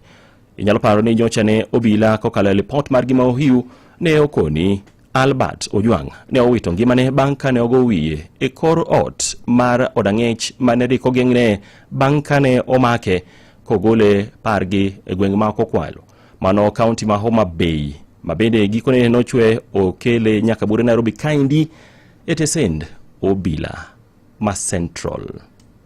There were serious injuries to the head. There were also features of neck compression. There were also multiple soft tissue injuries that were spread all over the body, including the head also, the neck, upper limbs, and the trunk, and the lower limb. These are injuries that externally inflicted from external source and are in keeping with assault.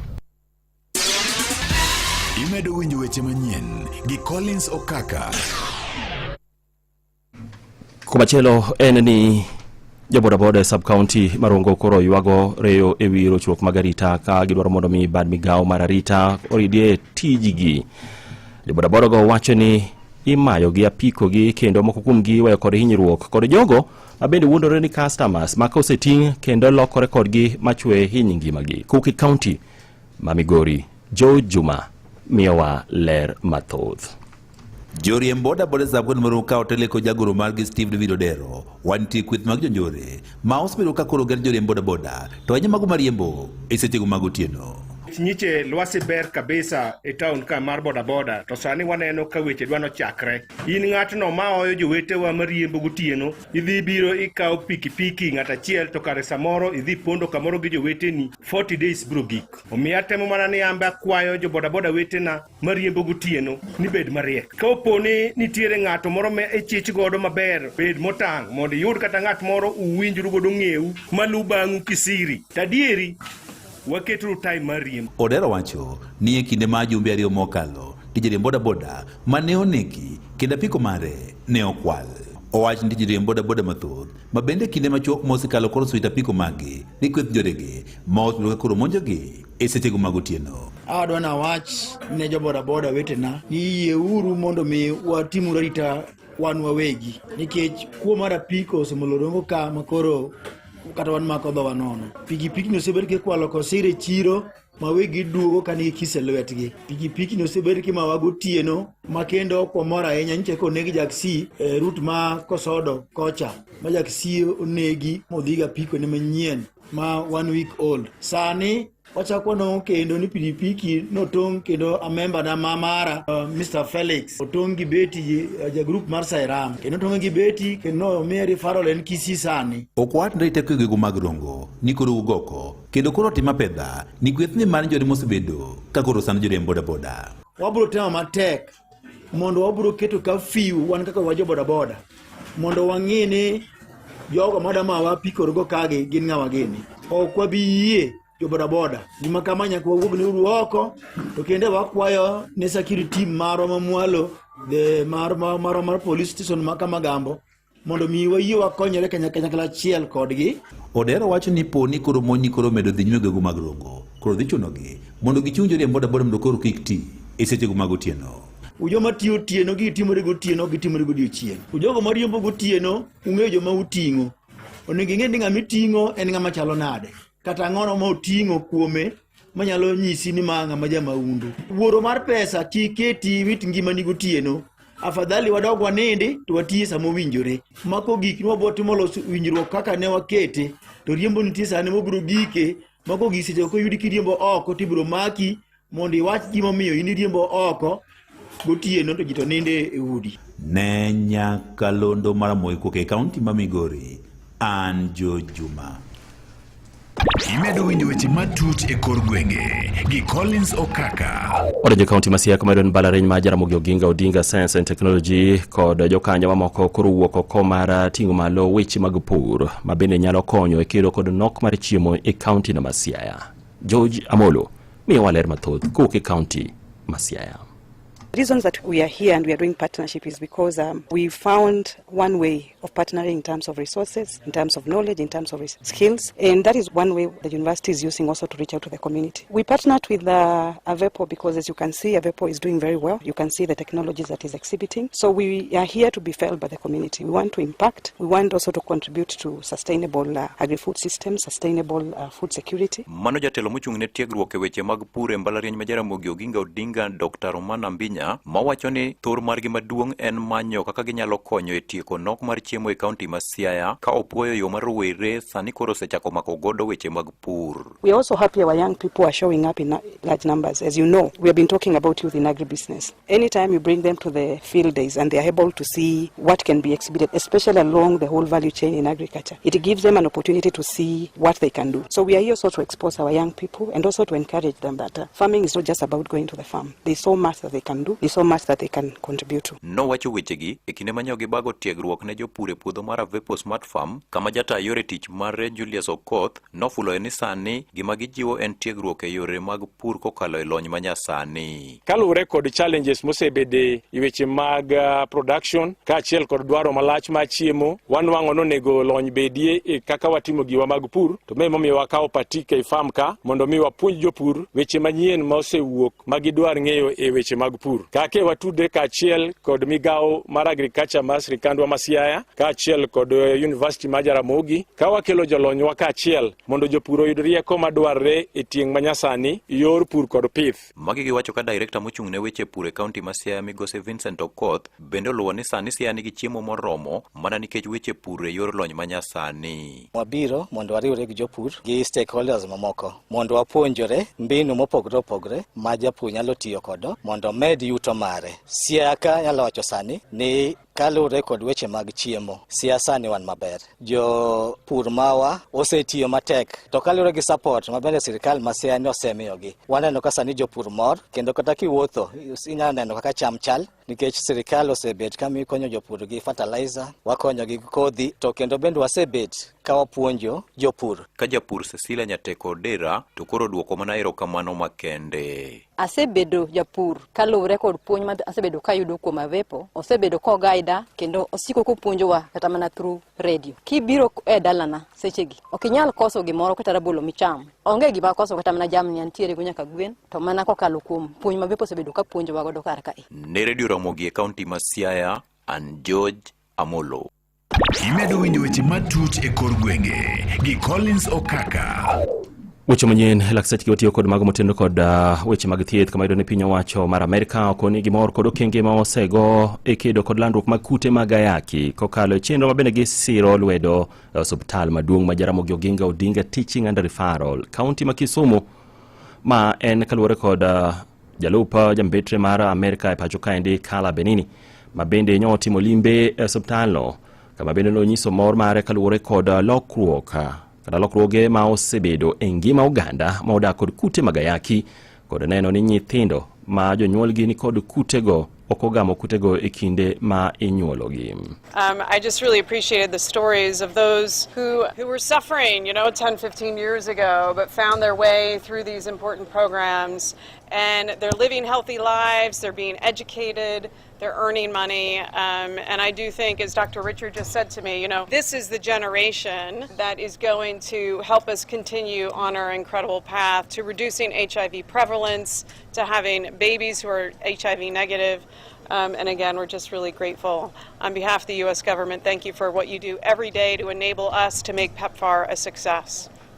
Kakore jata TJ rapisa maduong' osiptal ma Jaramogi Oginga Odinga Teaching and Referral Dr. Richard Lesiampe ni okoni piny Amerika kokalo kuom sir ma gisebedo ka gichwalo de osiptalno osekelo lokruok mathoth ka bende okwayo counties mamoko e pacho kaendi mangima eneno ni gibende giketo geno margi kuonde kata kuwuok kuom kony mawuok e pinje maoko elwenyi kedo kod landruok mag kute mag ayaki e pacho kaendi kaluwore kod report manowuok kaluwore kod nonro mabende nowuok kuom bad migaono mar National AIDS and STIs Control Program NASCOP magadario 24 ni kaunti ma Kisumu ema odiere achiel kuom counties mani kod kwan mamalo man kod oganda moda kod kute mag ayaki kochung'e kwan maromo 135,549.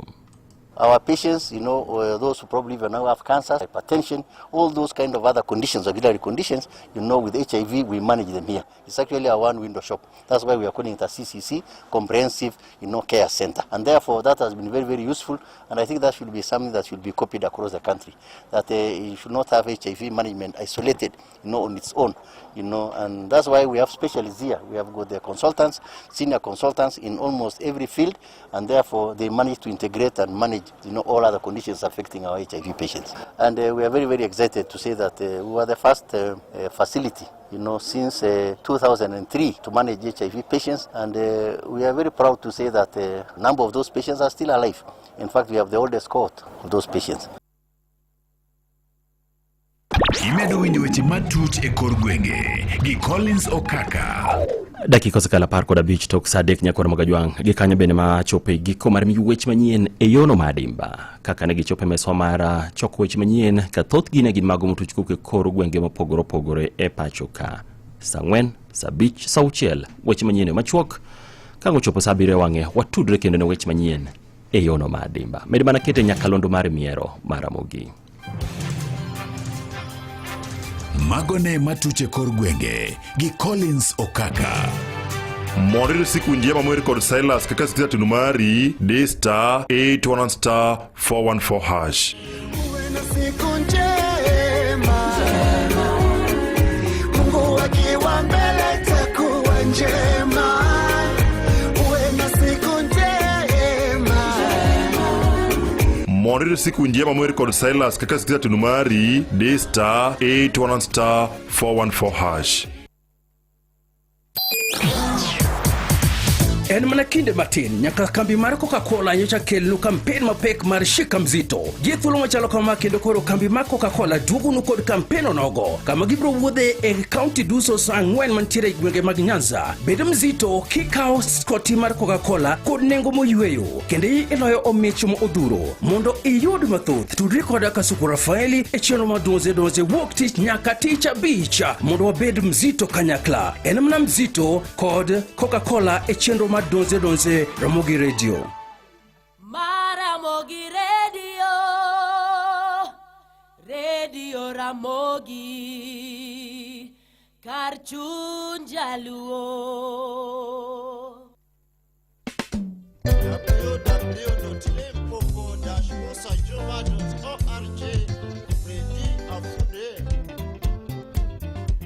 Nzuri sana. Kama mimi ni wewe ningecheza Limpopo kila siku. Najua Citizen Kenya, Freddy Afune Papa, Okidele Akin, marafiki wa bana Limpopo, Beres Odero. Citizen Kenya, Freddy Afune Papa, Okidele Akin, marafiki wa bana Limpopo.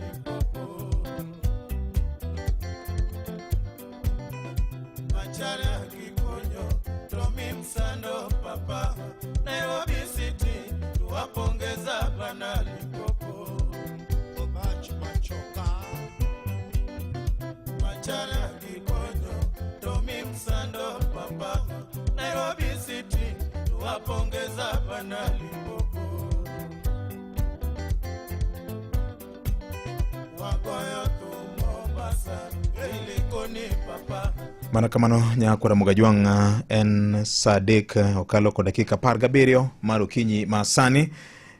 An gi wendo moroka ma piyo kendo nyakwara Mugajwang ma bende adwani wagoko gombaka okinyi makaoni. Iluonge ni Vincent Adem ma bende wuoke migao kate kambi midong ni Lesa Property. Obro wuoyo kode ka obro go kode mbaka mokwonga miye thuolo mondo omose nyikwara Mugajwang okinyi makawuono. Erokamano nya Vincent kendo machiegni Ramogi FM.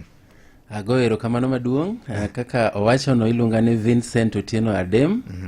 An gidholu iluonga ni Medusa modokor ka gedo. Koro alonye weche mag gedo gi. To gidala an janyakach maramogi. Erokamano ahinya. Lesa Property en kambi matimango. Lesa Property en kambi kaka nyinga wacho na wadil gi properties. Koro wagedo to wauso to watimo rentals. Kendo be kata ka in gi mari moro midwa no usni be kelo to wauso ni. Kamano koro wadil gi properties, real estate. Kamano. Yeah. Gedo ni en ng'ama nigi lo koso lope bende ouso koso nango? Ingeni kaka koro wawache ni property. Oken gedo ken. Property kata low. Kata ot moro be kain goni segero. To wanyalo manyo ni joma nyiewe, wanyalo manyo ni jok ma timo ne rental. Kamano. Erokamano ahinya. Uyudru kanye? Wantiere sana wantiere Nairobi ka, El Silasi kanyo, opposite mano kambi wa maduong' iluongo ni CPF. Koro Lesa ntiere bo CPF. Koro CPF to omanyore mana gi Parliament Road kanyo. To Lesa be ntiere iye kanyo. Kamano. Erokamano ahinya. Ochake karang'o to ulak machalo nade Kenya mangima? Wasebet ma gindalo mang'eny. Wanyalo wacho ni gini 10 mokadho. To wasemole piny Kenya kabisa. E taonde madongo gi wantie Mombasa, wantie Kisumu, wantie Eldoret, wantie Nakuru, Bungoma. Walak mang'eny kamano. Gin projects magi masane utimo Kisumu. Ang'e ni mama koro chigni ahinya gi jowa. Watimo machataya ma Kisumu iluonge ni Anderson Park Estate. Ya koro kinge but United Mall kanyo nitie estate moro iluongo ni Anderson. Koro wa maintain mana nying no. Ya to koro wakete kataya ma Kisumu. Wagero ute madhi gorofa 16 malo. To ute wagi wan gi 1 bedroom, wan gi 2 bedroom, wan gi 3 bedroom. To anya wacho ni wane estate mokwongo madhi kelo gas motuda pipe. Koro in kibiro kanyo kiduogo kidonjo nwagi iluonge ni mtungi koso iluonge na ongi dholuocha. Kibiro ronyisi ni okidonji. Nikech koro ibo yawo gas mana ka pi. Kaki yawo pi kaki yawo gas. Kamano. To kendo be project wani korumo. Wane mwadhi kuongo bedo gi estate maduong' mantiere gi swimming pool. To swimming pool wani nitie mane wi gorofa. To parking be wan godo ma gorofa beach. Koro jo geche, jo pikipiki, kabero kata jo meli wanya kelo kanyo. Kamano. Hero kamana inya. Project ma Anderson ene face mokwongo koso? Pole noka wacho ne jo oganda. Wan gi faces ariyo. To sani watimo face mokwongo. To face mokwongo ni otingo blocks 7. To wan gi units 751. To kendo kama Anderson nitiere ka ilony gi Kisumu maber, ne en kama ohala nitiere. Koro ute wagi piny menyore gi ndara wakelo dukni. Koro alwora ne kanyo kidhi Lumumba kiluoro Ondiek Estate wantiere gi dukni. Koro no waneno ni kaka wamedo improve to ohala mane nitiere wi jopiny cha be pod wakela kamano. Koro dukni wan gi 69. To kaka ingeni Kisumu en kama business koro ngirore biro malo kaluwore gi governor marwa. Sani dukni waga nosekaw te. Yani osekaw to pok otigero. Pok otieko. No rumo mana dwe mar 12. Higa mokalo. To ute mamalo nekech wadhi gorofa 16. Kanyo endo ibo neno Lake Victoria teka ka en kata apani nyaneno kata mana Homa Bay kocha kichung kanyo. Kendo airport be kaka ndege piyo ibo neno. Wan gi gode ma Nandi Hills, Gamariat, kichaki luoro yo Muroni kocha, Odino Falls kucho, nena te. Koro banya wacho ni ute mamalo go be kaluwore gi kwan jo uso chal ka gima osekaw gite. Kamano. Kamano. Gedo sani osechopo percent adi? Gedo wani sani wantiere percentage ma anya wacho ni en 45. Wasetimo gimoro miluongo ni frame jo gedo ng'eyo. Koro sani wachako mana timo gimiluongo ni finishes. Wicho rangi wachako dweche 2 mabiro. But sani wagero kidi maluoro ot koro wa en close space. Kamano. Kwen close space jo ohala gi dhi bedo nade koro? Mokyo ndara. Koso gin kar gito kore dhi weya oko. Gima mina inalo kisegero frame. Gimotingo pillars and everything. Wan wagedo watera mago malo. Koro sani kwa kelo kidi. Wagi kidi piny kwa dhigo malo kwa umo. Mokwongo nyocha ene na frame kama. To kor ka joduke cha kaka na wacho mokwongo kako luorore koni kata mana fence ok bi bedo. Kata fence ok dhi bet. Kamano koro kiwuok koni idonje duka. Kamano. Be ng'ato nyalo book udi mag dak sani kapok otiek gergi? Ka dukni ma ji osemako kamano. Mano timore mabe wawuok gi speed miluongo ni mar polo piach koso mil polo. Utego dhi ma anya wacho kaka jagedo anan jagedo kan jauso. To pile neno ko wan gi welo madonjo mang'eny kabisa. Koro ne wachako uso mana dwe mar 8 last year. Kamano. Kamano enya. Kamano. King'isa nena ni to ng'ato ka dwaro mako ot ochako gi kanye to gi kanye? Nitie nembni ma ne wachiwo. Karo kata in mana na loka kocha ntiere namba minyalo goyo.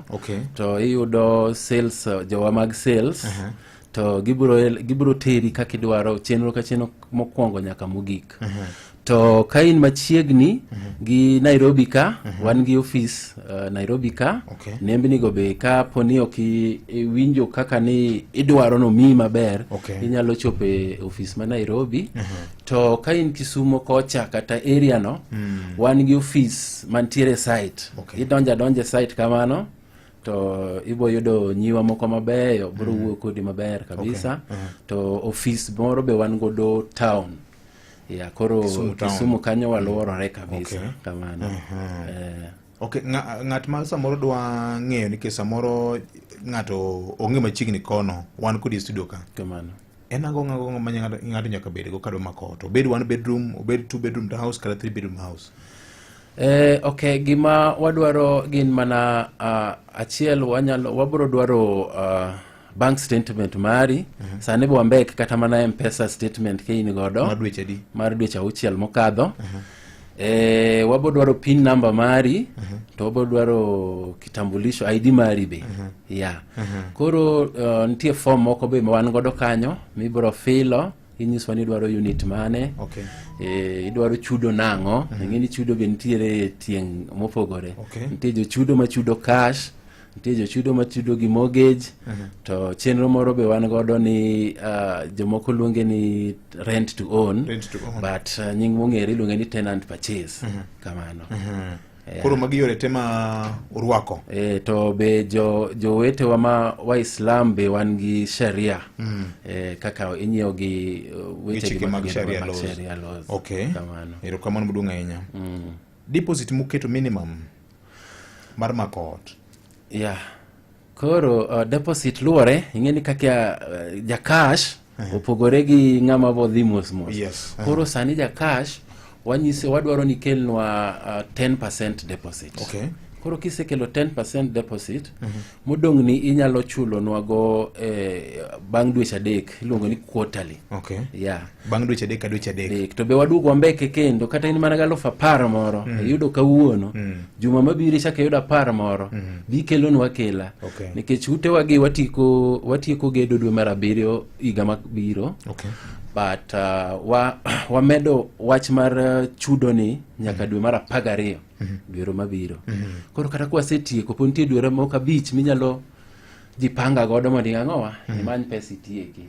Koro cash ichulo 10%, then modong' ibo chulo nyaka next year dwe mar 12. Koro nitiere moro ni mortgage be ibiro chulo 10% no. Then ibo rito nikech pokwa bank ok nya chudo kapok otorumo te. Koro nyaka ichop around 80%. Koro kisechulo 10 ni tirito mwachop that threshold mar 80% kata mondo watieki, tiluongo bank ni to biro to timo assessment, to injury then wambe wabedo kanyo to wang'iyo kaka ichako chulo. Mano iluongo ni mortgage. Alafu nitiere tenant purchase ma wacho cha. Ento koro ibo chulo 15%, then irito mondo watieki. Ing'eni en tenant, in janyiepo. In jadak. Koro kwa setieko, kokichako chulo modong' no. To wami ginene, wami dweche 120. Mano higni 10. Michule godo. Kamano. Lakini ento en gi gimoro miluongo ni interest mar 15%. Koro inyomoro mijuogo kendo. Koro wabo juogo 15%, gimoro miluongo gi dhongere ni reducing balance. Kamano. Erokamano ahinya. Weduoki mana chien matin. Unit mar 1 bedroom ni nengo ma uketo en pesa di? Waluongo ni base cost. Base cost when 4.2 million. 4.2 million. 4.2 million. Kamano. To mar 2 bedroom gi 3 bedroom? Wan gi 5.6 million. To moro be nitie maduong' size bopogore 2 bedrooms. Nitie moko ma nigi balcony, moko onge balcony, moko dongo matin. Koro wan gi 5.6 to gi 5.65. Kamano. To bedroom adek wan gi 7.7 million. Kamano. Kamano. Penjo machielo ka ma ng'ato gombo ng'eyo ni to mopogore kod amenities miwacho ni swimming pool nitiere, parking area, kaachiel kod piped gas. Why Anderson? Ere gimomiyo nyong'a nena gimomiyo kan gi dwaro mar nyiewo ot. Yeah. Nyaka bi mana iru kaka jolesa. Umanyna kamoro Anderson kanyo. Anderson wani kata kwa ng'iyo gimoro luongo ni fiscal planning ma Kisumu. Anderson wani nitiere CBD. Koro jo winjo winy parane ni koro in gi ot e CBD mana achiel kuomgi. Ndarawa mantie kanyono mokadho malo Mumba no be gi sirikal maduong' to gi mar county odhi bedo dual carriageway. Koro wadhi bedo gi free float of transport. Then kaka jodak ma Kisumu wan gi ginene, wan gi kindergarten wakelo kanyo. Koro nyithindo en full pack. Anderson en full pack nikech nyithindo wa take care of. Wan gi green areas. Awacho ni anyalo luongo ni green park kaka Anderson Park wano. Wa incorporate the green kama nyithindo nyalo tuge, kumi nyalo yueye. Wan gi standby generators, not generators, standby generators. Ma kata ka stima olal internet wan godo. Wan gi internet ma bobedo gi speed maber. Apart from pi ma imiyowa gi Kiwasco, wan gi pi ma wabobedo go mar borehole. Kunyo pi kanyo bende. Wakunyo to kendo wamedo gimoro ni purified. En na borehole mabor. Wakunyo to wathiedho. Kamano. Koro Anderson ka ng'ama ong'e Kisumu maber, kanyo nen kar ohala maduong'. Alafu wan gi supermarket be bathe. Mana iba makidi to chopo kanya. Koro it's a business hub and a residential hub at the same time. Kamano. Morris penja ka ni to penyna wendo ni to are prices the same as in your floors mamalo kod mapiny? Mano chal ka ng'ama wiye tiyo kabisa. Koro ne wan gi nitie pogruok matin. Koro kidhi kanyo to kwachope level mar 9, 9th floor. Koro kanyo inde inyalo neno Kisumu te, tinyalo neno lake te, nam te. Koro kochakore 9th floor mar 9 kadhi malo to wamedo siling 25,000 moro e wiye. Koro manyiso ni kikawo 9th floor to ka en 4.2 timedo 25,000. Ka en block, ka en 10th floor timedo 50. Koro medore gi 25,000 kidhi malo. Kamano. Fully furnished koso wanyiewo gigena? Wan gi options. Wan gi partnership. Walondoje partnership with these big furniture companies, suppliers. Koro wabobedo gi option mar nyiewe kaka en no, to gi option mar bedo furnished. Kamano. Erokamano nya kuom wach makamano nya kuom Mwajwanga. Wabro dhi e duka matin ka waduogo. Abro yawo line masimu ka dipo ni penjo mora mwandu nitiere ka udi ma igero Anderson estate man Kisumu. King'eyo Kisumu ber ahinya kuom Mwajwanga, ting'e kama owuoyene. Miyo jalony man go ka okinyi makawono temo fuono matut kaka inyalo bedo ni in gi duol e udi ma igero e project mar Anderson units Kenya kwa Ramogi. Kanyo saa 3:34 mar okinyi masani.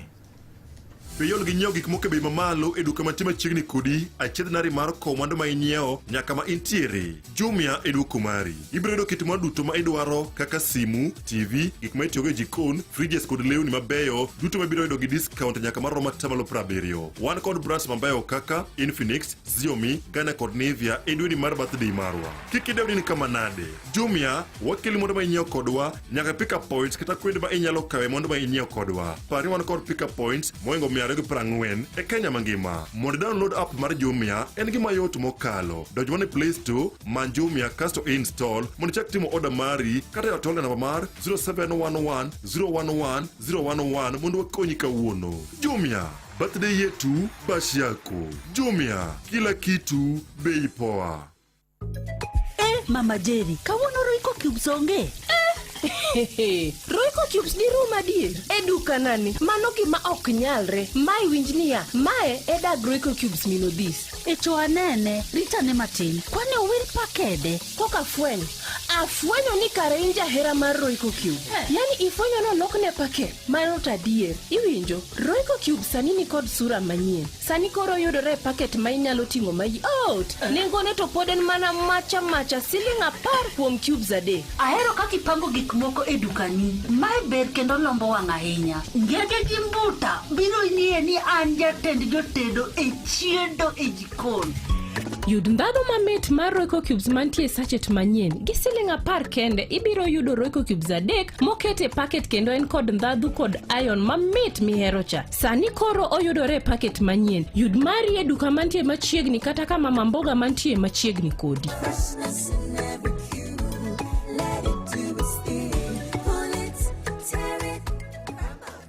Ka in gi penjo mora mora ewi twak masani, Vincent Ademu Tieno mawuok e kambi mar Lesa Property weno na okinyi makawuono ka otemo fuono no matut ahinya project magitimo man Kisumu Nyakwara Mogajwang iluongo ni Anderson Estate kacha.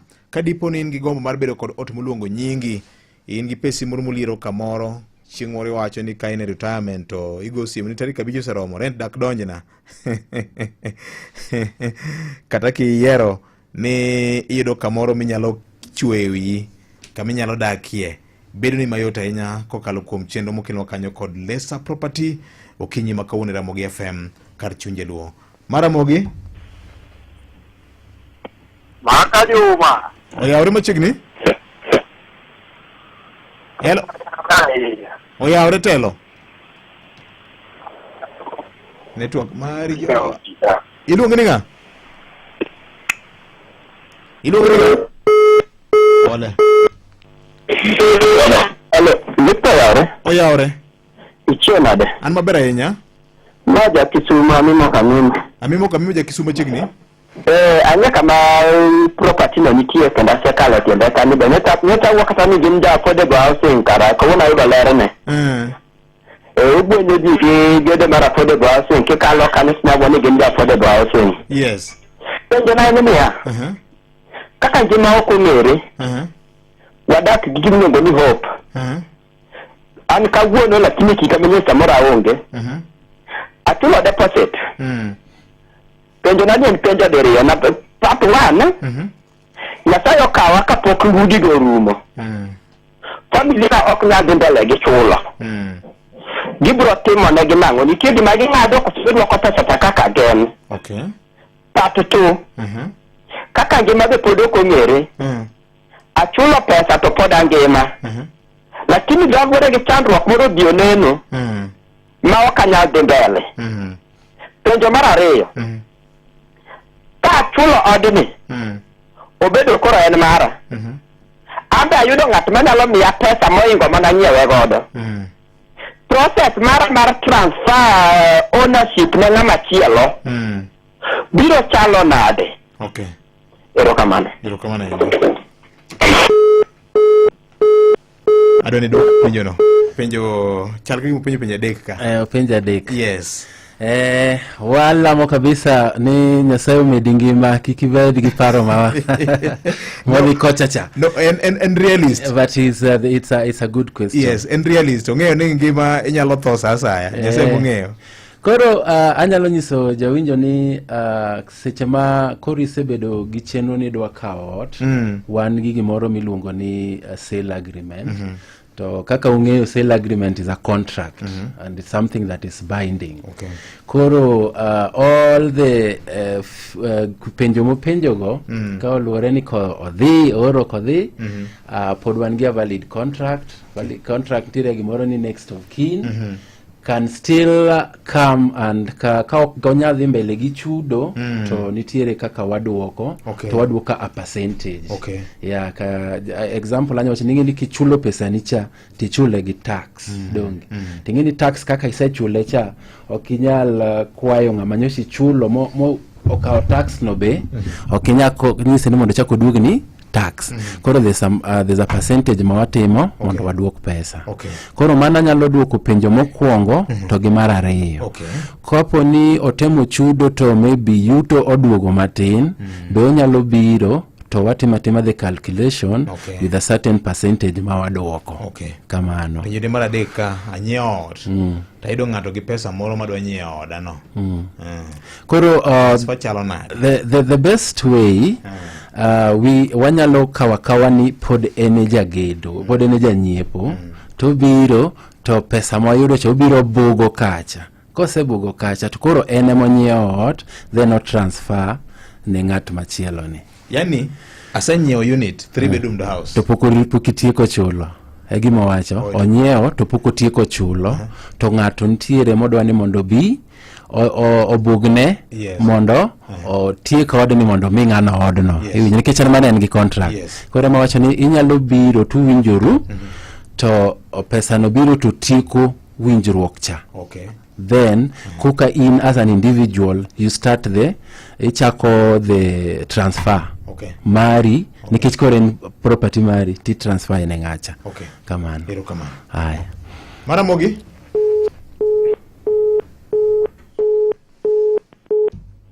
Oya orera Mogi.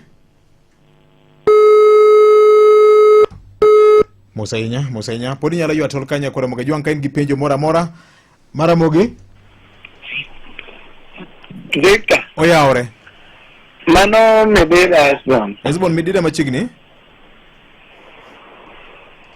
Gimoro ni kanya apan gi penjo achiel kata penjo ariyo kende. Lo migere ma odmi to akora ng'iewo lo to nie nyinga. En ng'ato nyalo kori ni chodo di bigo.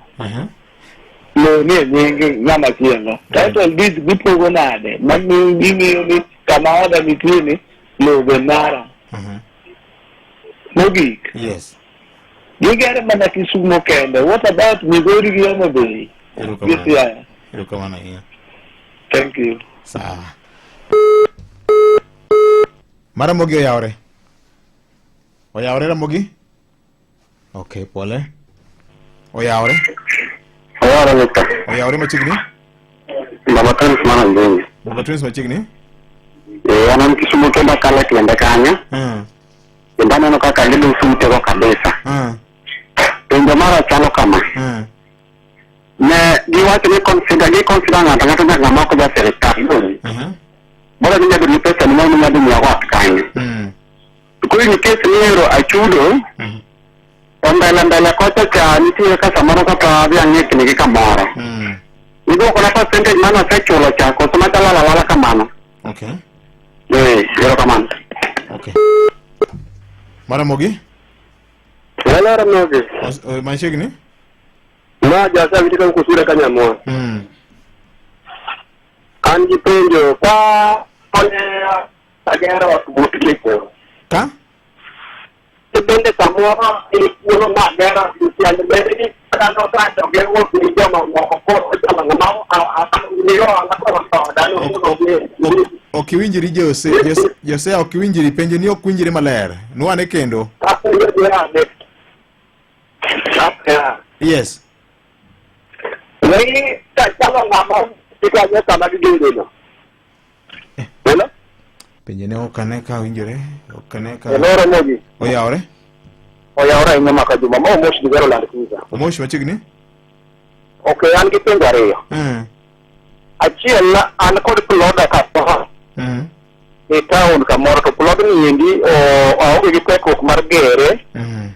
Bende gin gi tekruok mar biro mondo wakete landikruok mondo giger na ot kanyo bel koka nyalo chulo mos e winjruok mar wakodgi. Mogik, ng'ato nyalo bedo gi plan mar gero pacho ne moro kata ot modern house ma chiwo biro. Be gitimo ga loan mar gero ne ng'ato kamoro kata pacho moro bel kuro e winjruok gige nyalo chulo mos. Gi title deed mar logono. Erokamano mos digero. Erokamano jakamato, erokamano ahinya. En saa 3:45 mar okinyi ma kawuono nyakwara Mogajwang. En saa 3:45 mar okinyi ma kawuono ka bende riekni mag ohala kokelnwa kanyo kod Safaricom M-Pesa Business Credit. Be ing'eyo yore duto mag omenda manyalo konyi dongo ohandi. M-Pesa Business Credit biro miyi tego ohandi e yor yudo hola maromre gi dwaro mari ne ohandi. Di star 334# mondo ichak safar mar tego ohandi kawuono. Kidani Mabati loso mabati mag tado madak aming'a kendo manengo gi ogonyore mitiyogo e gedo moramora. Ne mathoth kaka inyalo timo oda mari, gochie namba mar 0709 11 8300. Boresha mjengo wako na Kidani Mabati. Here we go. Binjari mtokni kata boda boda. Wan kod wach maber ni in. Sani koro nitie platform manyien mayangi kendo chulo kindani ma isebedo ka itimo. Machiegni e Wigo. E Wigo wagendere pewa, wayangi kendo wachulo tiji matek misiko itimo. Mondo iriri kodwa kawuono gima itimo yot mokalo. Bedo na kod obok mag PSV license, good conduct, insurance mopuodhi, ID kod logbook mari. Wabiro pudhi monge chiedh nadi moro amora. Riemb seche ma idwaro kendo yudo commission kaka driver maber. Download Wigo app kawuono e Google Play Store kata App Store. Binyalo ndiko ote machuok ni Wigo kasto iro namba mar 20425. Wigo. Here we go. Mana kamano, nitie penjo mar Hezbon Midida. Lo ni e nying ng'a? Anya wacho ni sani endi nitie gimoro miluongo ni sectional titles. Koro odi minyiewo no ibo yudo gima iluongo ni sectional title. Ya koro in gi title mari. Kamano. To penjo kani to Kisumu, Homa Bay, Migori gi Siaya. What about Migori? What about Siaya? What about Homa Bay? Be un gi plan mora mar timo housing units kono? Anyalo wacho ni Lesa kaka company ong'eyowa kabisa nikech mokwongo nwachako gi Nairobi, alafu mar ariyo wabiro mana Kisumu. Koro en chenro madhi mbele ma we plan dhi taonde gite. Anyalo medo ni kata county government ma Homa Bay headquarter wane mwagero. Koro mano be en chenro moro mabe kodhi maber to wanyalo gero ni headquarters mag counties te pinywani. Ero kama nenya. Baba Twins penjo kanyo ni to ni gino yawe ni jite koso nyaki bed ni ja serikal koso nang'o. To kamoro kise chudo to pinyo bembi iduoko ni pesa ni misechulo cha. Anyalo wacho ni chenro wani kata ute wagi oyawne ng'ata ng'ata. Anyalo confirm ni kata nitie nyaka joko mouso negi. Ok ni joko ma jo Kenya, nitie nyaka joko, nitiere ng'ata chiel kanyo mowuok Egypt mabe wauso ne ot kanyo. To koro oyawe ne ng'ata ng'ata. Ok ja county, ok ja government, ng'ata ng'ata nyalo biro. Mar ariyo, kaka nawacho mokwongo, kaponi ichudo to mbele ka pinyo bedo marach, to nitiere percentage ma waduoko. Machaka golo example ni kaka gik mwanyalo ng'ado achiel kuom gi en kaka tax, kech maja to dhi ne sirikal. Kamano. Ero kamano. Jose awiti penjo neno ko donjo no malera ahinya, okapan ibini winje? Ok awinje. Omosh Digaro Land Cruiser kane kamato. En gi plot, onge gi teko mar gedo. Bente kako nyalo konye? Samoro gi prime plot. Koro maendi en chenro ma wachako to pok okanyal wacho ni wase dhi kode mbele. To en ywak jopiny kata dwaro jopiny osebiro mang'eny. Koro jotendwa oseyudo ywagni ma en gimoro ma ipango mbele ka. Kech ang'eni en gima be pod nyalo miyowa ohala maber to wuon plot be yudo ohala maber. Nikech ochako medo kanyo ni samoro dwaro loko ot olose ot manyasani kata modern house. Ni bentire kitola moro makamoro nyalo chiwo ne ng'at makamane yor winjruok kindu kode.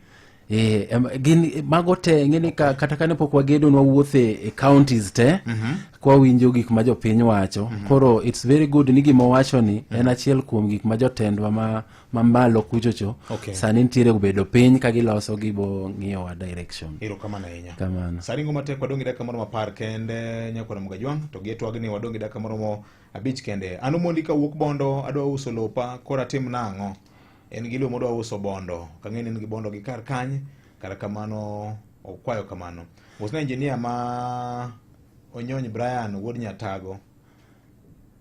ma iluongo ni Onyonyi Brian wuod Nyatago ma Bay Town otimo building gedo koneno miya connection yawa e ogo lam ka ng'ato bende wacho ni otimo plumbing kitire mane manutiyo go mar kawo joma konyo utije nikech gero udi 751 ok oyot nyaka udwar joma nyalo konyo utije jolwedo nitie ka funde nitie ka anyalo wacho ni ne wabire ayanga ne wabire pap kata tije wa motimo kanyo ilando kendo walando gi e dho gate kanyo walando gi e notice board moko mantie town kucho koro wakawo ng'ata ka intiere gi lony ma intiere ibira to isomo notice board kanyo to wamiyi tich en mani kibiro to nyaka wamiyi interview matin majacha en tich ma iluongo ni practical koro kata kibiro in jagedo kaka iketo kidi kata kaka iketo laini kabiro and everything mano nyaka wang'iye kwa nyalo miyi tich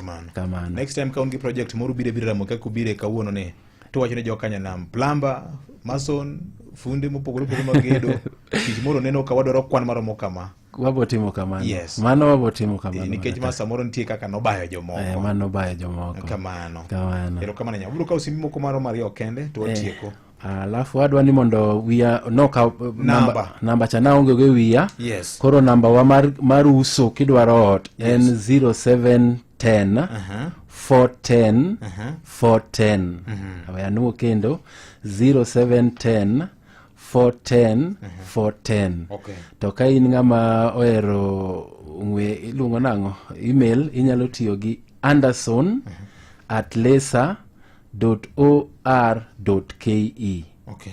anderson@lesa.or.ke kamano nyaburo ka usimbi ariyo kende bang'e to otieko hello wuodi michio nade achio maber ahinya Polycarp mano ma Bay Town ka Polycarp mwa machiegni wuod joma ncha neno recently ka sirikal ma Bay County nogolo warning ne joma nomi lope within the center town centers yes kata within the town to poko develop mibiro kawo lopego okang'e ni ka be ng'ato nyalo allies kodgi mondo mi lope moro poko develop ginyalo develop to ebe giwene some apartment membo biro bedo kembo chieme okay be mano nyalore kodgi okay erokamano ahinya Maramogi hello oyawre gi jai oyawre machiegni manda korko David Kouko David machiegni koro Victor nadwa penjo jalony kama ogerna ot kendo winjruok odhi kare ma akawo koro odno mara to masiche masiko atwoya giki kata mag mach gini gieki samoro otimore bende gitudre gi insurance moro ma kata ka mwandu ka mana an godo e oda ka koro lal kamano be nitie kaka inyalo konya ma kaka ayud gini ot machielo kaachiel kod mwandu ka mana lal e iye erokamano yes erokamano adwa ni duok penjogi mondo iwach wach moro mogik nitiere penjo ma openji kanya ariyogo then ng'ato be ochako penjo kani to gorofa nyaka mar 16 ni lift be nitie mano penjo maber kabisa kapok wagedo nitie safety manyaka wang'i koro ute wage nitiere gi lifts ariyo to gi staircase kamano okay yeah wach mar Polycarp mwa directive mar sirikando ma be joma poko develop plodegi unyalo konyo gi nade samoro ng'ato nigi loka maber nde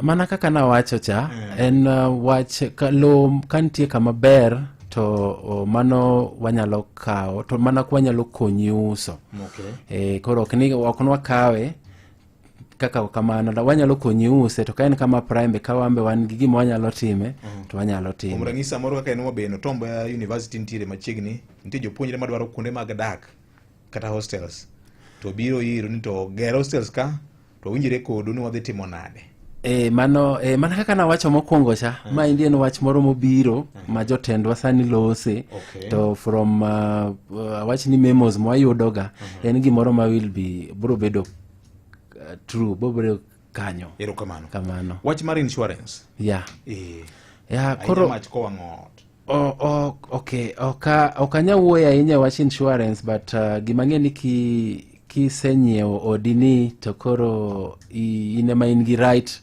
ine ma in kode kanyo Koro okanya wacho kabisa but nikech okalonye weche mag insurance but ang'eni ot kata in Radio Ramogi kae odu kae mauntiere ni ka poni kata ne en maru kata en mano ousnu kisekawe to koro paro ni in minyalo tero ka insurance mondo insure gi properties ma intiere godo and everything kamano. Wach mari mogik minyalo we godo jo winjo mag Ramogi FM mane ochako winjo chakre saa 3:20 kama. Anya wacho ni Anderson Park Estate en estate moro ma anya wacho ni en chuny Kisumo sane. Wakelo apart from gedo kaka inyalo gero gi funde, wakelo gimiluongo ni luxury. My is keeping us ahead of other developers kata mana construction mabiro kanyo nekech wang'iyo jok mabiro dak ka lifestyle mabiro bede to gi amenities ma wamiyo gi be gin gik moko mabiro correspond to the lifestyle magibiro dwaro. Achiel kuom gi mane wiya wil koka wacho wabo bedo gi gym to gi spa to mbele kanyo be nyaka clubhouse. Koro enena estate ma is all in one, gimora mora nitie. Kamano. Kamano. Wach mari mogik? Anyalo wacho ni agwero kamano kuom miya thuolo ni to jowinjo wanyalo wacho ni wawuotho to wakwayo gi mondo gikonywa wuodhni. Wachako mana gi Nairobi gi Kisumu lakini pod wamol e town moko te taonde te mantiere Kenya ka. Kamano to ute wago wagero ute ma en quality ng'amantie kanyo kosekadho boneno the quality ma wakelo kanyo to wa ensure ni everything itimo kaka dwarore. Kamano. Nyakore Mugajwang' mano ne wendo na okinyi makawuono ma wan go e chenro motiro mogik mar Ramogi Kogwen ka iluonge ni Vincent Otieno Adem mawuok e kambi mar Lesa Property ma sani koro wuok oko mar ng'iso oganda luo ni wan kod project ma itimo e dala mar Kisumu kanyo, project mar Anderson units gigero udi mar 751. Inyalo nyiewo mondo mi bi konyri go mbele kanya kwa Mugajwang'. Nengo de ofuku mari en kama ber gi gik moko te ma gidwa keto kanyo mondo bed estate kien uchigni kod town nyakora Ramogi. Kaw namba 0710 410 0710 410 mano e namba margi nyakora Mugajwang'. Koro inyalo ywa tol ipenji mathoth ma samoro ne okido thuolo mar penje yamo ka okinyi mano makawuono. Winjo kanyo ko wacho ni gin gi plan mathoth ndi bende mar konyo jowa madibed gombo gi udi e gwenge mopogore opogore. Ka kamano nyakora Mugajwang' saa 3:57 mar okinyi makawuono. Nyajimo Nyongruth biro bedo kod chenro mar wang'o nyango. Nyinge ne tino makajo makiny wabedo kod welo wanang'i wach maduong' mar somo mar budget. Wabro lieko ni budget ma ibro som kod Mheshimiwa John Mbadi CS mabende neno ka ni aluor mar Royal Media ka parno dhie Citizen TV. Okang'e ni waziri bende dhidho oswayo kawuono. Wach manyago mbaka gi okaka ni to waziri John Mbadi kawuono odwa nyagore gi Kiswahili e Citizen TV chenro chelungo nango cha Sema na Citizen. Waziri ntiere kaindi. Kochakore saa 4. Yuoro kaindi koro gido wacho ni gido miyo jopiny ler mathoth kotendore kod budget. Mabende kinyo bro pedho. Matini koro osebuke. Osebuke. Oseike. Koro koro ndo winjo. Makaro ketne microphone. Ado di winyaneka kwa waziri ichurgi Kiswahili. Ainya weche mag budget gi weche gi ogajore ahinya. Malongo ni FCPA, EGH. Kanyo nyuma nakisi ya budget. Nakisi ya budget. Mano koro budget milieko. Appropriation. Appropriation. Tenga. Kutenga. Kutenga. Wizara gi idara upogore. Wizara gi idara upogore. Idara en bad migao, wizara en migao. Karibu kanumu ndiye Swahili ka. Jocho chawa Juma be ni Kiswahili raj kod wato. Nyi winjo kaka jodala gi the late Uwe Martin Ojwang'. Jodala gi ong'e wacho Kiswahili ma mochanore. Na winjo. Kata mana Collins kaka ka en jauma be. Kendo Swahili ong'e maber. Yoja oko bende. Koro uru chawa juma bende. Oriti wakawuna nyapara Mgajuang. Kinyi wanasom budget gidhuluo wanapim ni to piny doka ang'oga ng'omo wayudo. En saa 4 mar okinyi kete mana ka. Weche manyien e yo machuok gi Collins Okaka. Machiegni nyakoro Mgajuang magi moko kuom weche mabiro bedo kwa luwo odiochieng' ma kawuono ka bende mapek kata wach ma waluwo odiochieng' ma kawuono en mano motenore kod nek mar kata tho mar Albert Ojwang ma thuolo machuok koya wuok sani jatend migawo mar arita Kipchumba Murkomen igeno ni dhi chopo nyim od bura mamalo mondo mi oduoke penjo mathoth ma oganda jo Kenya nyaka sani pod penjore kotenore kod tho mar Albert Ojwang kopogore kod jatend migawo